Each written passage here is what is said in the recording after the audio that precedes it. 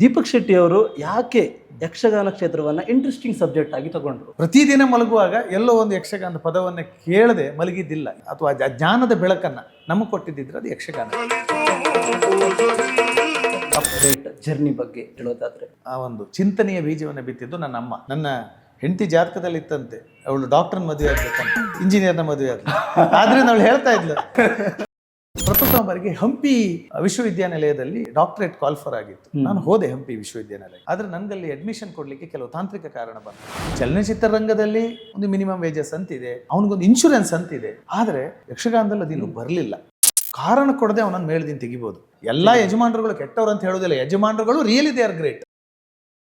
ನಮ್ಮ ಯಕ್ಷಗಾನ ಕಲೆಯನ್ನು ಉಳಿಸ್ಕೊಂಡು ಹೋಗ್ಲಿಕ್ಕೆ ಯುವ ಮನಸ್ಸುಗಳು ನಾವೇನ್ ಮಾಡಬೇಕು ಅನ್ನೋ ಪ್ರಶ್ನೆ. ಉಳಿಸುತ್ತೇವೆ, ಬೆಳೆಸ್ತೇವೆ ಅನ್ನುವಂಥದ್ದು ಇದೆಯಲ್ಲ, ಅಥವಾ ಒಂಥರ ಭ್ರಮೆ. ಯಕ್ಷಗಾನದಲ್ಲಿ ಬದಲಾವಣೆ ಬೇಕಂತ ನಿಮ್ಗೆ ಅನ್ಸುತ್ತಾ? ಇವತ್ತು ಯಕ್ಷಗಾನದಲ್ಲಿ ತುಂಬಾ ಬದಲಾವಣೆಗಳಾಗಿದೆ. ಆದಿ ಏಕಕೋರೆ ಹಾಕಿ ಒಂದು 20 ನಿಮಿಷಕ್ಕೆ ಹೀರೋ ರವಿ ಬಸರೂರವರು ಯಕ್ಷಗಾನವನ್ನ ಬೆಳ್ಳಿತೆರೆಯ ಮೇಲೆ ತರುವಂತ ಪ್ರಯತ್ನವನ್ನ ಮಾಡ್ತಿದ್ದಾರೆ. ಆದ್ರೆ ನನ್ನ ಹತ್ರ ಕೇಳಿದ್ರೆ ಅದು ಖಂಡಿತ ಕುಂದಾಪುರ ಕನ್ನಡ ಹಬ್ಬ ಒಂದು ದಿನದ ಸಂಭ್ರಮದ ಹಬ್ಬವೋ ಅಥವಾ ಭಾಷೆಯ ಉಳಿವಿನ ಹೋರಾಟವೋ ಅನ್ನುವ ಪ್ರಶ್ನೆ. ಅದು ಒಂದು ದಿನದ ಸಂಭ್ರಮವೂ ಹೌದು, ಭಾಷೆಯನ್ನ ಬಳಸ್ತೇವೆ ಅನ್ನುವಂಥದ್ದು ಮಾತ್ರ ಅದು ನಿಜವಾದ ಹೃದಯದ ಮಾತು.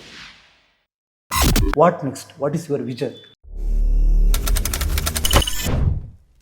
ಹಾಯ್, ಎಲ್ಲಿಗೂ ನಮಸ್ಕಾರ. Welcome back to another special episode ಸಾಧಕರ ಜೊತೆ ಮಾತುಕತೆ ವಿತ್ ನವೀನ್ ಶೆಟ್ಟಿ. ಇವರ ನಗು, ಇವರ ಆತ್ಮವಿಶ್ವಾಸ, ಇವರ ಛಲ, ಇವರ ದೃಢ ಸಂಕಲ್ಪ, ನಿದ್ದೆ ಇಲ್ಲದ ಹಲವು ರಾತ್ರಿಗಳು, ಬ್ರೇಕ್ ಇಲ್ಲದ ಹಲವು ಕನಸಿನ ಓಟಗಳ ಪುಟಗಳನ್ನು ತೆರೆಯುವಂಥ ಹೊತ್ತು ಈ ಸಂಜೆ.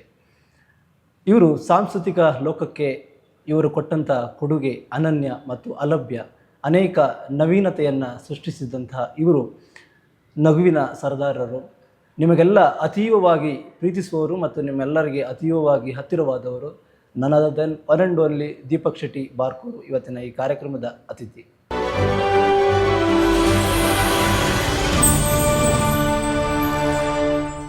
ಸರ್ ನಮಸ್ಕಾರ. ನಮಸ್ತೆ. ಹೇಗಿದ್ದೀರಾ? ಆರಾಮಾಗಿದ್ದೇನೆ. ನನಗೆ ತುಂಬ ಕ್ಯೂರಿಯಸ್ ಕ್ವಶನ್ ದೀಪಣ್ಣ, ನಿಮ್ಗೆ ದೀಪಕ್ ಅಂತ ಹೆಸರಿಟ್ಟಿದ್ದು ಯಾರು ಅಂತ? ಯಾಕಂದರೆ ಸದಾ ನೀವು ದೀಪದಂತೆ ಪ್ರಜ್ವಲಿಸ್ತೀರ, ಅದಕ್ಕೋಸ್ಕರ. ಬಹುಶಃ ಹೆಸರುಗಳೆಲ್ಲ ಅಂಕಿತ, ಅದನ್ನು ಅನ್ವರ್ಥಕವಾಗಿಸುವುದು ನಮಗೆ ಬಿಟ್ಟದ್ದಷ್ಟೇ. ನಮ್ಮನ್ನು ನಾವು ಹೇಗೆ ಬೆಳೆಸ್ಕೊಳಿಸ್ತೇವೆ ಅಂತ. ನನಗೆ ನನ್ನ ಹೆಸರಿಟ್ಟದ್ದು ನನ್ನ ಅಪ್ಪ ಅಮ್ಮ.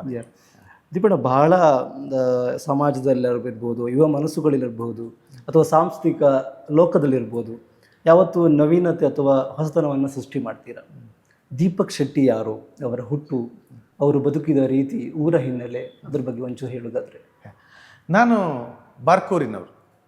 ಉಡುಪಿ ಜಿಲ್ಲೆಯ ಬ್ರಹ್ಮಾವರ ತಾಲೂಕಿನ ಬಾರ್ಕೂರಿನ ಹನೆಹಳ್ಳಿ ಗುದ್ದಾಲ್ಗುಡ್ಡೆ. ವನಜಾ ಶೆಟ್ಟಿ ಮತ್ತು ಹಿಮಕರ್ ಶೆಟ್ಟಿ ಅಂತ ಶಿಕ್ಷಕ ದಂಪತಿಗಳ ಮಗ ನಾನು. ತುಳುನಾಡ ರಾಜಧಾನಿ ಒಂದು ಕಾಲದಲ್ಲಿ.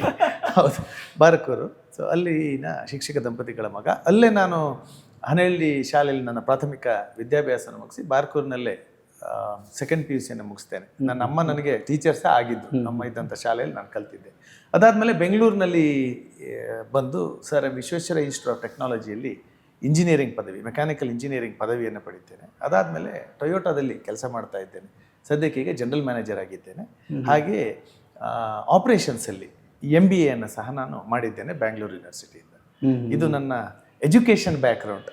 ಹಾಗೆ ಬಾಲ್ಯ ಅಂತ ನೋಡಿದರೆ, ಬಾಲ್ಯ ಬಹುಶಃ ನಿಮ್ಮ ಬಾಲ್ಯ ನಮ್ಮ ಬಾಲ್ಯ ಅಂತ ವ್ಯತ್ಯಾಸ ಏನಿಲ್ಲ. ಕರಾವಳಿಯಲ್ಲಿ ಎಲ್ಲರೂ ಹೇಗೆ ಬೆಳೆದ್ರೋ ನಾವು ಹಾಗೆ ಬೆಳೀತಿದ್ದೆ. ಬಹುಶಃ ಮನೆಯಲ್ಲಿ ತಂದೆ ತಾಯಿ ಇಬ್ಬರು ಶಿಕ್ಷಕರಾಗಿದ್ದರಿಂದನೇನೋ ಸ್ವಲ್ಪ ಅಕಾಡೆಮಿಕ್ ಬಗ್ಗೆ ನಮಗೊಂದು ಸ್ವಲ್ಪ ಆ ಒಂದು ವಾತಾವರಣ ಮನೆಯಲ್ಲಿತ್ತು. ಹಾಗೆ ನನ್ನ ಶಾಲಾ ದಿನದಲ್ಲಿ ಭಾಷಣ ಸ್ಪರ್ಧೆಗಳಲ್ಲಿ, ಪ್ರಬಂಧ ಸ್ಪರ್ಧೆಗಳಲ್ಲೆಲ್ಲ ನಾನು ಭಾಗವಹಿಸ್ತಾ ಇದ್ದೆ. ತುಂಬ ಬಹುಮಾನಗಳನ್ನೆಲ್ಲ ಪಡಿತಾ ಇದ್ದೆ. ಆಗ ಅಂದರೆ ಸಾಂಸ್ಕೃತಿಕ ಲೋಕಕ್ಕೆ ನೀವು ಅಂದೇ ಕಾಲಿಟ್ಟಿದ್ದು? ಅಂದೇ ಇತ್ತು. ಸ್ವಲ್ಪ ಮಟ್ಟಿಗೆ ಆ ತುಡಿತ ಅನ್ನೋದೇ ಇತ್ತು, ಅದಿತ್ತು. ಹಾಗೆ ನಾನು ಹನಹಳ್ಳಿ ಶಾಲೆಯಲ್ಲಿದ್ದಾಗ, 3ನೇ ಕ್ಲಾಸಲ್ಲಿದ್ದಾಗ ನಾನು ಯಕ್ಷಗಾನ ತರಬೇತಿಗೆ ಸಹ ಸೇರಿದ್ದೆ. ಅಂದರೆ ಶಾಲೆಯಲ್ಲಾಗ ಯಕ್ಷಗಾನ ಕ್ಲಾಸ್ಗಳು ನಡೀತಾ ಇತ್ತು. ಸುಬ್ರಾಯ ಮಲ್ಯರ್ ಹಳ್ಳಾಡಿಯವರು ನಮ್ಮ ಗುರುಗಳು. ಸೈಕಲ್ ಮೇಲೆ ಬರ್ತಾ ಇದ್ರು, ಅವರೊಂದು ಚೆಂಡೆ ಇಟ್ಕೊಂಡು. ಅವರು ಇದ್ದಾಗ ತುಂಬ ಜನ ನನ್ನ ಜೊತೆ ಕಲ್ತಿದ್ರು ಯಕ್ಷಗಾನ. ಹಾಗೆ ಯಕ್ಷಗಾನವನ್ನು ಸಹ ಒಂದು 4-5 ವರ್ಷ ಗುರುಮುಖೇನ 4-5 ವರ್ಷ ಕಲ್ತಿದ್ದೆ. ನನ್ನ ಪ್ರಶ್ನೆ ಅದೇ ಇತ್ತು ದೀಪಣ್ಣ. ಈಗ ಸಿನಿಮಾ ಕ್ಷೇತ್ರ, ಕ್ರಿಕೆಟ್ ಇರ್ಬೋದು, ನಮ್ಮ ಕರಾವಳಿಗರು ಅಂತ ಹೇಳಿದರೆ ಅವರು ಇಲ್ದಿರೋ ಕ್ಷೇತ್ರ ಇಲ್ಲ. ದೀಪಕ್ ಶೆಟ್ಟಿ ಅವರು ಯಾಕೆ ಯಕ್ಷಗಾನ ಕ್ಷೇತ್ರವನ್ನು ಇಂಟ್ರೆಸ್ಟಿಂಗ್ ಸಬ್ಜೆಕ್ಟ್ ಆಗಿ ತಗೊಂಡ್ರು? ಅಲ್ಲ, ನನಗಂದರೆ ಯಕ್ಷಗಾನ ಅನ್ನುವಂಥದ್ದು ಬಹುಶಃ ಕರಾವಳಿಯಲ್ಲಿರುವ ಎಲ್ಲರ ಬಾಲ್ಯ ಅಥವಾ ಅವರ ಜೀವನ ಅಂದಾಗ ಅದು ಅದರಲ್ಲೊಂದು ಯಕ್ಷಗಾನ ಒಂದು ಭಾಗವಾಗಿರ್ತದೆ. ಈಗ ಸ್ವಲ್ಪ ಕರಾವಳಿಯ ಪರಿಸ್ಥಿತಿ ಬದಲಾಗಿದೆ. ಆದರೆ ನಾನು ಚಿಕ್ಕಂದಿನಲ್ಲಿದ್ದಾಗ ನಾವು ಪ್ರತಿದಿನ ಮಲಗುವಾಗ ಎಲ್ಲೋ ಒಂದು ಯಕ್ಷಗಾನದ ಚಂಡೆಯೋ ಅಥವಾ ಯಕ್ಷಗಾನದ ಪದವನ್ನು ಕೇಳದೆ ಮಲಗಿದ್ದಿಲ್ಲ. ಎಲ್ಲೋ ಸುತ್ತಮುತ್ತಲ ಗ್ರಾಮದಲ್ಲಿ ಒಂದು ಯಕ್ಷಗಾನ ಆಗ್ತಾನೆ ಇತ್ತು, ನಾವು ನೋಡ್ತಾನೆ ಇದ್ವಿ. ಆಗ ಟಿ ವಿ ಅನ್ನೋದು ಬಂದದ್ದು ಸ್ವಲ್ಪ ಆಮೇಲೆ. ಬಹುಶಃ ನಮ್ಮ ಚಿಕ್ಕಂದಿನ ಜೀವನವನ್ನು ನೋಡಿದರೆ ನಮಗೆ ಆ ಕಾಲದಲ್ಲಿ ಅದು ಆರಾಧನೆ ಕಲೆಯಾಗಿಯೂ ಮನೋರಂಜನಾ ಮಾಧ್ಯಮವಾಗಿಯೂ ಇದ್ದದ್ದು ಯಕ್ಷಗಾನ ಮಾತ್ರ. ಹಾಗೆ ನಮಗೊಂದು ಚಾರಿತ್ರಿಕ ಹಿನ್ನೆಲೆ ಇರ್ಬೋದು ಅಥವಾ ಪೌರಾಣಿಕ ಹಿನ್ನೆಲೆಗಳು, ಅದನ್ನೆಲ್ಲ ನಮಗೆ ತಿಳಿಸಿಕೊಟ್ಟದಿದ್ದರೆ ನಮ್ಮ ತಲೆಮಾರಿಗೆ, ಈಗ ಎಲ್ಲ ಮೊಬೈಲ್ ಯುಗ ಬಂದುಬಿಟ್ಟಿದೆ, ಬಟ್ ನಮ್ಮ ತಲೆಮಾರಿಗೆ ಅದನ್ನೆಲ್ಲ ಒಂದು ಕಲಿಸಿಕೊಟ್ಟಿದ್ದಿದ್ರೆ ಅಥವಾ ಪ್ರಪಂಚದ ಅಥವಾ ಜ್ಞಾನದ ಬೆಳಕನ್ನು ನಮಗೆ ಕೊಟ್ಟಿದ್ದಿದ್ರೆ ಅದು ಯಕ್ಷಗಾನವೇ. ಆದ್ದರಿಂದ ಯಕ್ಷಗಾನ ಅನ್ನುವಂಥದ್ದು ನಮ್ಮ ತಲೆಮಾರಿನಲ್ಲಿ ಹೆಚ್ಚಿನವರಿಗೆ ಅದೊಂದು ಅಬ್ಸೆಷನ್. ಹಾಗೆ ನನಗೂ ಆಗಿದೆ, ಅದರಲ್ಲೇನು ವಿಶೇಷ ಅನಿಸೋದಿಲ್ಲ. ಯಕ್ಷಗಾನ ಬಹುಶಃ ದೀಪಣ್ಣ ಹೇಳಿದಾಗೆ ನಮ್ಮ ಶ್ರೀಮಂತ ಕಲೆ, ಆ ಕಲೆಯಲ್ಲಿ ಅದನ್ನು ಬಾಲ್ಯದಲ್ಲೇ ಕಲಿತು ಆ ಯಕ್ಷಗಾನದ ಮೇಲೆ ಡಾಕ್ಟ್ರೇಟನ್ನು ಪದವಿ ಪಡೆಯುವುದು ಬಹುಶಃ ನಮ್ಮ ಮೂಲದ ಕಲೆಯ ಹೆಮ್ಮೆ, ನಮಗೆ ಹೆಮ್ಮೆ, ನಮ್ಮ ಕರಾವಳಿಯ ಹೆಮ್ಮೆ, ನಮ್ಮ ಕುಂದಾಪುರದ ಹೆಮ್ಮೆ. ಅಫ್ಕೋರ್ಸ್ ದೀಪಣ್ಣ ಡಾಕ್ಟ್ರೇಟ್ ಅನ್ನುವಂಥ ದೊಡ್ಡ ಗರಿ ನಮಗೆಲ್ಲ ಬಹಳ ಹಿರಿಮೆ, ಬಹಳ ಹೆಮ್ಮೆ. ಸೊ ಡಾಕ್ಟ್ರೇಟ್ ಜರ್ನಿ ಬಗ್ಗೆ, ಆ ಒಂದು ಅಧ್ಯಯನದ ಆ ದಿನಗಳ ಬಗ್ಗೆ ಹೇಳೋದಾದರೆ, ಈ ನನಗೆ ಡಾಕ್ಟ್ರೇಟ್ ಮಾಡಬೇಕೆನ್ನುವಂಥ ಒಂದು ಹಂಬಲ, ಅದು ಇದೇ ಸಬ್ಜೆಕ್ಟ್ ಅಂತಲ್ಲ, ಒಂದು ಡಾಕ್ಟ್ರೇಟ್ ಮಾಡಬೇಕು ಅಂತ ನನಗೆ ಮೊಟ್ಟ ಮೊದಲಿಗೆ ಅದು ನನ್ನಲ್ಲಿ ಆ ಬೀಜ ಬಿತ್ತಿದ್ದು, ಆ ಒಂದು ಚಿಂತನೆಯ ಬೀಜವನ್ನು ಬಿತ್ತಿದ್ದು ನನ್ನ ಅಮ್ಮ. ನಾ ಇಂಜಿನಿಯರಿಂಗ್ ಮಾಡಿದಾಗಲೇ ಅವ್ರು ಹೇಳ್ತಾ ಇದ್ರು, ನೀನು M.Tech ಮಾಡು, ಡಾಕ್ಟ್ರೇಟ್ ಮಾಡು ಅಂತ. ಬಹುಶಃ ಅವ್ರು ಟೀಚರ್ ಆಗಿದ್ರು, ನಾನೊಂದು ಲೆಕ್ಚರ್ ಪ್ರೊಫೆಸರ್ ಆಗಲಿ ಅಂತ ಅವ್ರಿಗೆ ಇತ್ತೇ ಗೊತ್ತಿರಲಿಲ್ಲ. ಆ ಥರ ಒಂದು ಹೇಳಿದ್ರು ಅವರು. ಇದು 2000 ಇಸ್ವಿಯ ದಿನಗಳು. ಅದಾದಮೇಲೆ ನಾನು ಬೆಂಗಳೂರಿನಲ್ಲಿ ಕೆಲಸಕ್ಕೆ ಸೇರಿದೆ, ನನ್ನ ವೃತ್ತಿ ಜೀವನ ನಡೀತಾ ಇತ್ತು. ಬಟ್ ಅದೊಂದು ತುಡಿತಾ ಇತ್ತು. ಯಕ್ಷಗಾನವನ್ನು ಸಹ ಮಧ್ಯದಲ್ಲಿ ಒಂದು 10-15 ವರ್ಷ ನಾನು ವೇಷ ಮಾಡ್ತಾ ಇರಲಿಲ್ಲ, ನೋಡುವುದನ್ನು ಸಹ ತುಂಬ ಕಡಿಮೆ ಮಾಡಿದ್ದೆ. ಇಂಜಿನಿಯರಿಂಗ್ ಬೆಂಗಳೂರು ಬಂದ ಮೇಲೆ ಮಧ್ಯದಲ್ಲಿ ಒಂದು ಇಂಜಿನಿಯರಿಂಗ್ ಕಾಲ, ಅದಾದಮೇಲೆ ನಾನು ಕೆಲಸಕ್ಕೆ ಸೇರಿದೆ. ನಾನು 2 ವರ್ಷ ಜಪಾನಲ್ಲಿ ಕೆಲಸ ಮಾಡಿದೆ, ಬಂದೆ. ಈ ಎಲ್ಲ ಕಾಲಘಟ್ಟದಲ್ಲೂ ನಾನು ಯಕ್ಷಗಾನದಿಂದ ಸ್ವಲ್ಪ ದೂರ ಇದ್ದೆ. ಅದಾದಮೇಲೆ ಯೂಟ್ಯೂಬ್ ಬಂದ ಮೇಲೆ ಸ್ವಲ್ಪ ನೋಡ್ಲಿಕ್ಕೆ ಪ್ರಾರಂಭ ಮಾಡದೆ ಹೊರತು ಯಕ್ಷಗಾನದಿಂದ ಸ್ವಲ್ಪ ದೂರ ಇದ್ದೆ. ಬಹುಶಃ ಆ ಕಾಲದಲ್ಲಿ ನಾನು ನನ್ನ ಚಿಕ್ಕಮ್ಮನ ಮನೇಲಿದ್ದೆ, ವಿಲ್ಸನ್ ಗಾರ್ಡನಲ್ಲಿ, ಕುಶಲ್ ಶೆಟ್ರು ಸಾಕಮ್ಮ ಅಂತ. ಅಲ್ಲಿ ಅವರು ನನ್ನ ಚಿಕ್ಕಪ್ಪ ಒಂದು ಆಟ ಕರ್ಕೊಂಡು ಹೋಗಿದ್ರು ರವೀಂದ್ರ ಕಲಾಕ್ಷೇತ್ರಕ್ಕೆ. ಒಂದು 10-15 ವರ್ಷದಲ್ಲಿ ನಾನು ನೋಡಿದ್ದು ಅದು ಒಂದೇ ಆಟ. ಅದು ಬಿಟ್ಟರೆ ನಾನು ಮಧ್ಯದಲ್ಲಿ ಯಕ್ಷಗಾನವನ್ನು ಅಷ್ಟು ನೋಡ್ತಾ ಇರಲಿಲ್ಲ. ಅದಾದಮೇಲೆ 2012-13ರಲ್ಲಿ ಬೆಂಗಳೂರು ಬಂಟರ ಸಂಘದಲ್ಲಿ ನನಗೆ ಯಕ್ಷಗಾನ ವೇಷ ಮಾಡು, ನೀನು ಒಂದು ಕಾಲದಲ್ಲಿ ಮಾಡ್ತಾ ಇದ್ದೀಯಲ್ಲ ಅಂತ ಆವಾಗಿನ ಪದಾಧಿಕಾರಿಗಳಾದಂತಹ ಸುರೇಶ್ ಹೆಗಡೆಯವರು ಮತ್ತು ಪ್ರಮೋದ್ ಚಂದ್ರ ಭಂಡಾರು ಮತ್ತು ಪ್ರಸಾದ್ ಶೆಟ್ಟಿ ಪಾಂಡೇಶ್ವರೆಲ್ಲ ಹೇಳ್ತಾರೆ. ಆಗ ಜಾಂಬವತಿ ಕಲ್ಯಾಣ ಒಂದು ಯಕ್ಷಗಾನದಲ್ಲಿ ಒಂದು ಕೃಷ್ಣನ ಪಾತ್ರ ಮಾಡ್ತೇನೆ. ಬಟ್ ಅದರಲ್ಲಿ ವರ್ಷದಲ್ಲಿ ದೀಪಣ್ಣ 2013 ನನಗೆ ಹೆಚ್ಚಿಗೆ 35 ವರ್ಷವೇನು. ಹೌದು. ಸೊ ಮಾಡಿದ್ದೆ. ಆಗ ನನಗೆ ಒಂದು ಅನಿಸ್ತು, ಮುಕ್ತಾಯ ನಾನು ಮಾಡ್ತಾ ಇದ್ದೇನೆ ಕ್ಲೀನಾಗಿ ಅಂತ ಯಕ್ಷಗಾನದಲ್ಲಿ. ಅಂದರೆ ನನಗೆ ಹೆಜ್ಜೆಯ ಆ ಲಯ ಇನ್ನೂ ಗಟ್ಟಿ ಇದೆ. ಹೌದು. ಆಗ ನಾನು ಹಾಗಾಗಿ ಯಕ್ಷಗಾನ ವೇಷ ಮಾಡಬಹುದು ಅಂತ. ಆದರೆ ಈ ನನ್ನ ಸೆಕೆಂಡ್ ಇನ್ನಿಂಗ್ಸಿನ ಯಕ್ಷಗಾನದಲ್ಲಿ ವಿಶೇಷತೆ ಅಂತ ಹೇಳಿದ್ರೆ, ಯಕ್ಷಗಾನವನ್ನು ಸ್ವಲ್ಪ ಅಕಾಡೆಮಿಕ್ ಆಗಿ ನೋಡ್ಲಿಕ್ಕೆ ಶುರು ಮಾಡಿದೆ. ನಾನು ಪ್ರಸಂಗ ಪಟ್ಟಿಯನ್ನು ಓದಲಿಕ್ಕೆ ಶುರು ಮಾಡಿದೆ. ಈ ಛಂದಸ್ಸು ಅಂದರೆ ಏನು, ಯಕ್ಷಗಾನ ಹೇಗೆ ಬರೆದಿರ್ಬೋದು, ಯಕ್ಷಗಾನದ ಸಾಹಿತ್ಯದಲ್ಲಿರೋ ಶ್ರೀಮಂತಿಕೆ. ಎಷ್ಟೋ ಜನ ಯಕ್ಷಗಾನವನ್ನು ನೋಡ್ತೇವೆ, ಹೀಗೆ ಕುಣಿದ್ರು ಹಾಗೆ ಕುಣಿದು ಅಂತ. ಆದರೆ ಯಕ್ಷಗಾನದ ಸಾಹಿತ್ಯದ ಶ್ರೀಮಂತಿಕೆ, ಅದನ್ನು ಹೆಚ್ಚು ಜನ ಅದನ್ನು ಗಮನಿಸುವುದಿಲ್ಲ. ಅದನ್ನು ನಾನೆಲ್ಲ ಗಮನಿಸ್ಲಿಕ್ಕೆ ಶುರು ಮಾಡಿದೆ. ಹಾಗೆ ಯಕ್ಷಗಾನವನ್ನು ನೋಡ್ತಾ ನೋಡ್ತಾ ಒಂದಿಷ್ಟು ಯಕ್ಷಗಾನ ಆಯೋಜನೆಗಳಾಯಿತು. ಅದೆಲ್ಲ ಬೆಂಗಳೂರು ಬಂಟರ ಸಂಘವೇ ಅದಕ್ಕೆ ನನಗೆ ಒಂದು ಪ್ಲ್ಯಾಟ್ಫಾರ್ಮನ್ನು ಕೊಟ್ಟಿದ್ದು, ಒಂದಿಷ್ಟು ಕಾರ್ಯಕ್ರಮ ಆಯೋಜನೆಗೆಲ್ಲ. ಆ ಕಾಲದಲ್ಲಿ ಒಂದಿಷ್ಟು ಕಲಾವಿದರ ಸಂಪರ್ಕಗಳಾಯಿತು. ಅವ್ರ ಹತ್ರ ಮಾತಾಡ್ತಾ ಯಕ್ಷಗಾನವನ್ನು ಸ್ವಲ್ಪ ಅಕಾಡೆಮಿಕ್ ಆಗಿ ನೋಡ್ಲಿಕ್ಕೆ ಶುರು ಮಾಡಿದೆ. ಆಗ ನನಗೆ ಬಂತು, ಯಕ್ಷಗಾನವೊಂದಲ್ಲೇ ಯಾಕೆ ನಾನೊಂದು ಅಧ್ಯಯನ ಮಾಡಿ ಒಂದು ಡಾಕ್ಟ್ರೇಟನ್ನು ಪಡಿಬಾರ್ದು ಅನ್ನುವಂಥ ಒಂದು ಚಿಂತನೆ ಶುರುವಾಯಿತು. ಅದಾದಮೇಲೆ ನಾನು ಪ್ರಪ್ರಥಮ ಬಾರಿಗೆ ಹಂಪಿ ವಿಶ್ವವಿದ್ಯಾನಿಲಯದಲ್ಲಿ ಡಾಕ್ಟ್ರೇಟ್ ಕಾಲ್ಫರ್ ಆಗಿತ್ತು. ನಾನು ಹೋದೆ ಹಂಪಿ ವಿಶ್ವವಿದ್ಯಾನಿಲಯಕ್ಕೆ. ಅಲ್ಲಿ ನಾನು ಅಪ್ಲೈ ಮಾಡಿದೆ. ಅಲ್ಲಿ ವೈಸ್ ಚಾನ್ಸಲರ್ ಅವರನ್ನು ಮೀಟ್ ಮಾಡಿದೆ. ಆದರೆ ನನಗಲ್ಲಿ ಅಡ್ಮಿಷನ್ ಕೊಡಲಿಕ್ಕೆ ಕೆಲವು ತಾಂತ್ರಿಕ ಕಾರಣ ಬಂತು. ಯಾಕಂದರೆ ನನ್ನ ಎಜುಕೇಷನ್ ಬ್ಯಾಕ್ಗ್ರೌಂಡ್ ಇರೋದು ಇಂಜಿನಿಯರಿಂಗ್, ಕೆಲಸ ಮಾಡ್ತಿರೋದು ಇಂಜಿನಿಯರಿಂಗಲ್ಲಿ. ನೀನು ಜಾನಪದ ಕಲೆಯಲ್ಲಿ ಮಾಡ್ತೀನಿ ಅಂತ ಹೇಳ್ತಾ ಇದ್ದಿ, ಇದು ಯಾಕೋ ಸೂಟ್ ಆಗೋದಿಲ್ಲ ಅಂತ. ಯಾಕಂದರೆ ಅಲ್ಲಿನ ಒಂದು ನಿಬಂಧನೆಗಳು. ಅದಾದಮೇಲೆ ಜಾನಪದ ಯೂನಿವರ್ಸಿಟಿ ಗದಗಲ್ಲಿ, ಹಾವೇರಿಗೆ ಹೋದೆ ನಾನು. ಅಲ್ಲಿ ಸಹ ನಾನು ಅಪ್ಲೈ ಮಾಡಿದೆ. ಅಲ್ಲಿ ಸಹ ಈ ಥರ ಟೆಕ್ನಿಕಲ್ ರೀಸನ್ ಇತ್ತು. ಅಲ್ಲಿ ಸಹ ನನಗೆ ಅಡ್ಮಿಷನ್ ಸಿಗಲಿಲ್ಲ.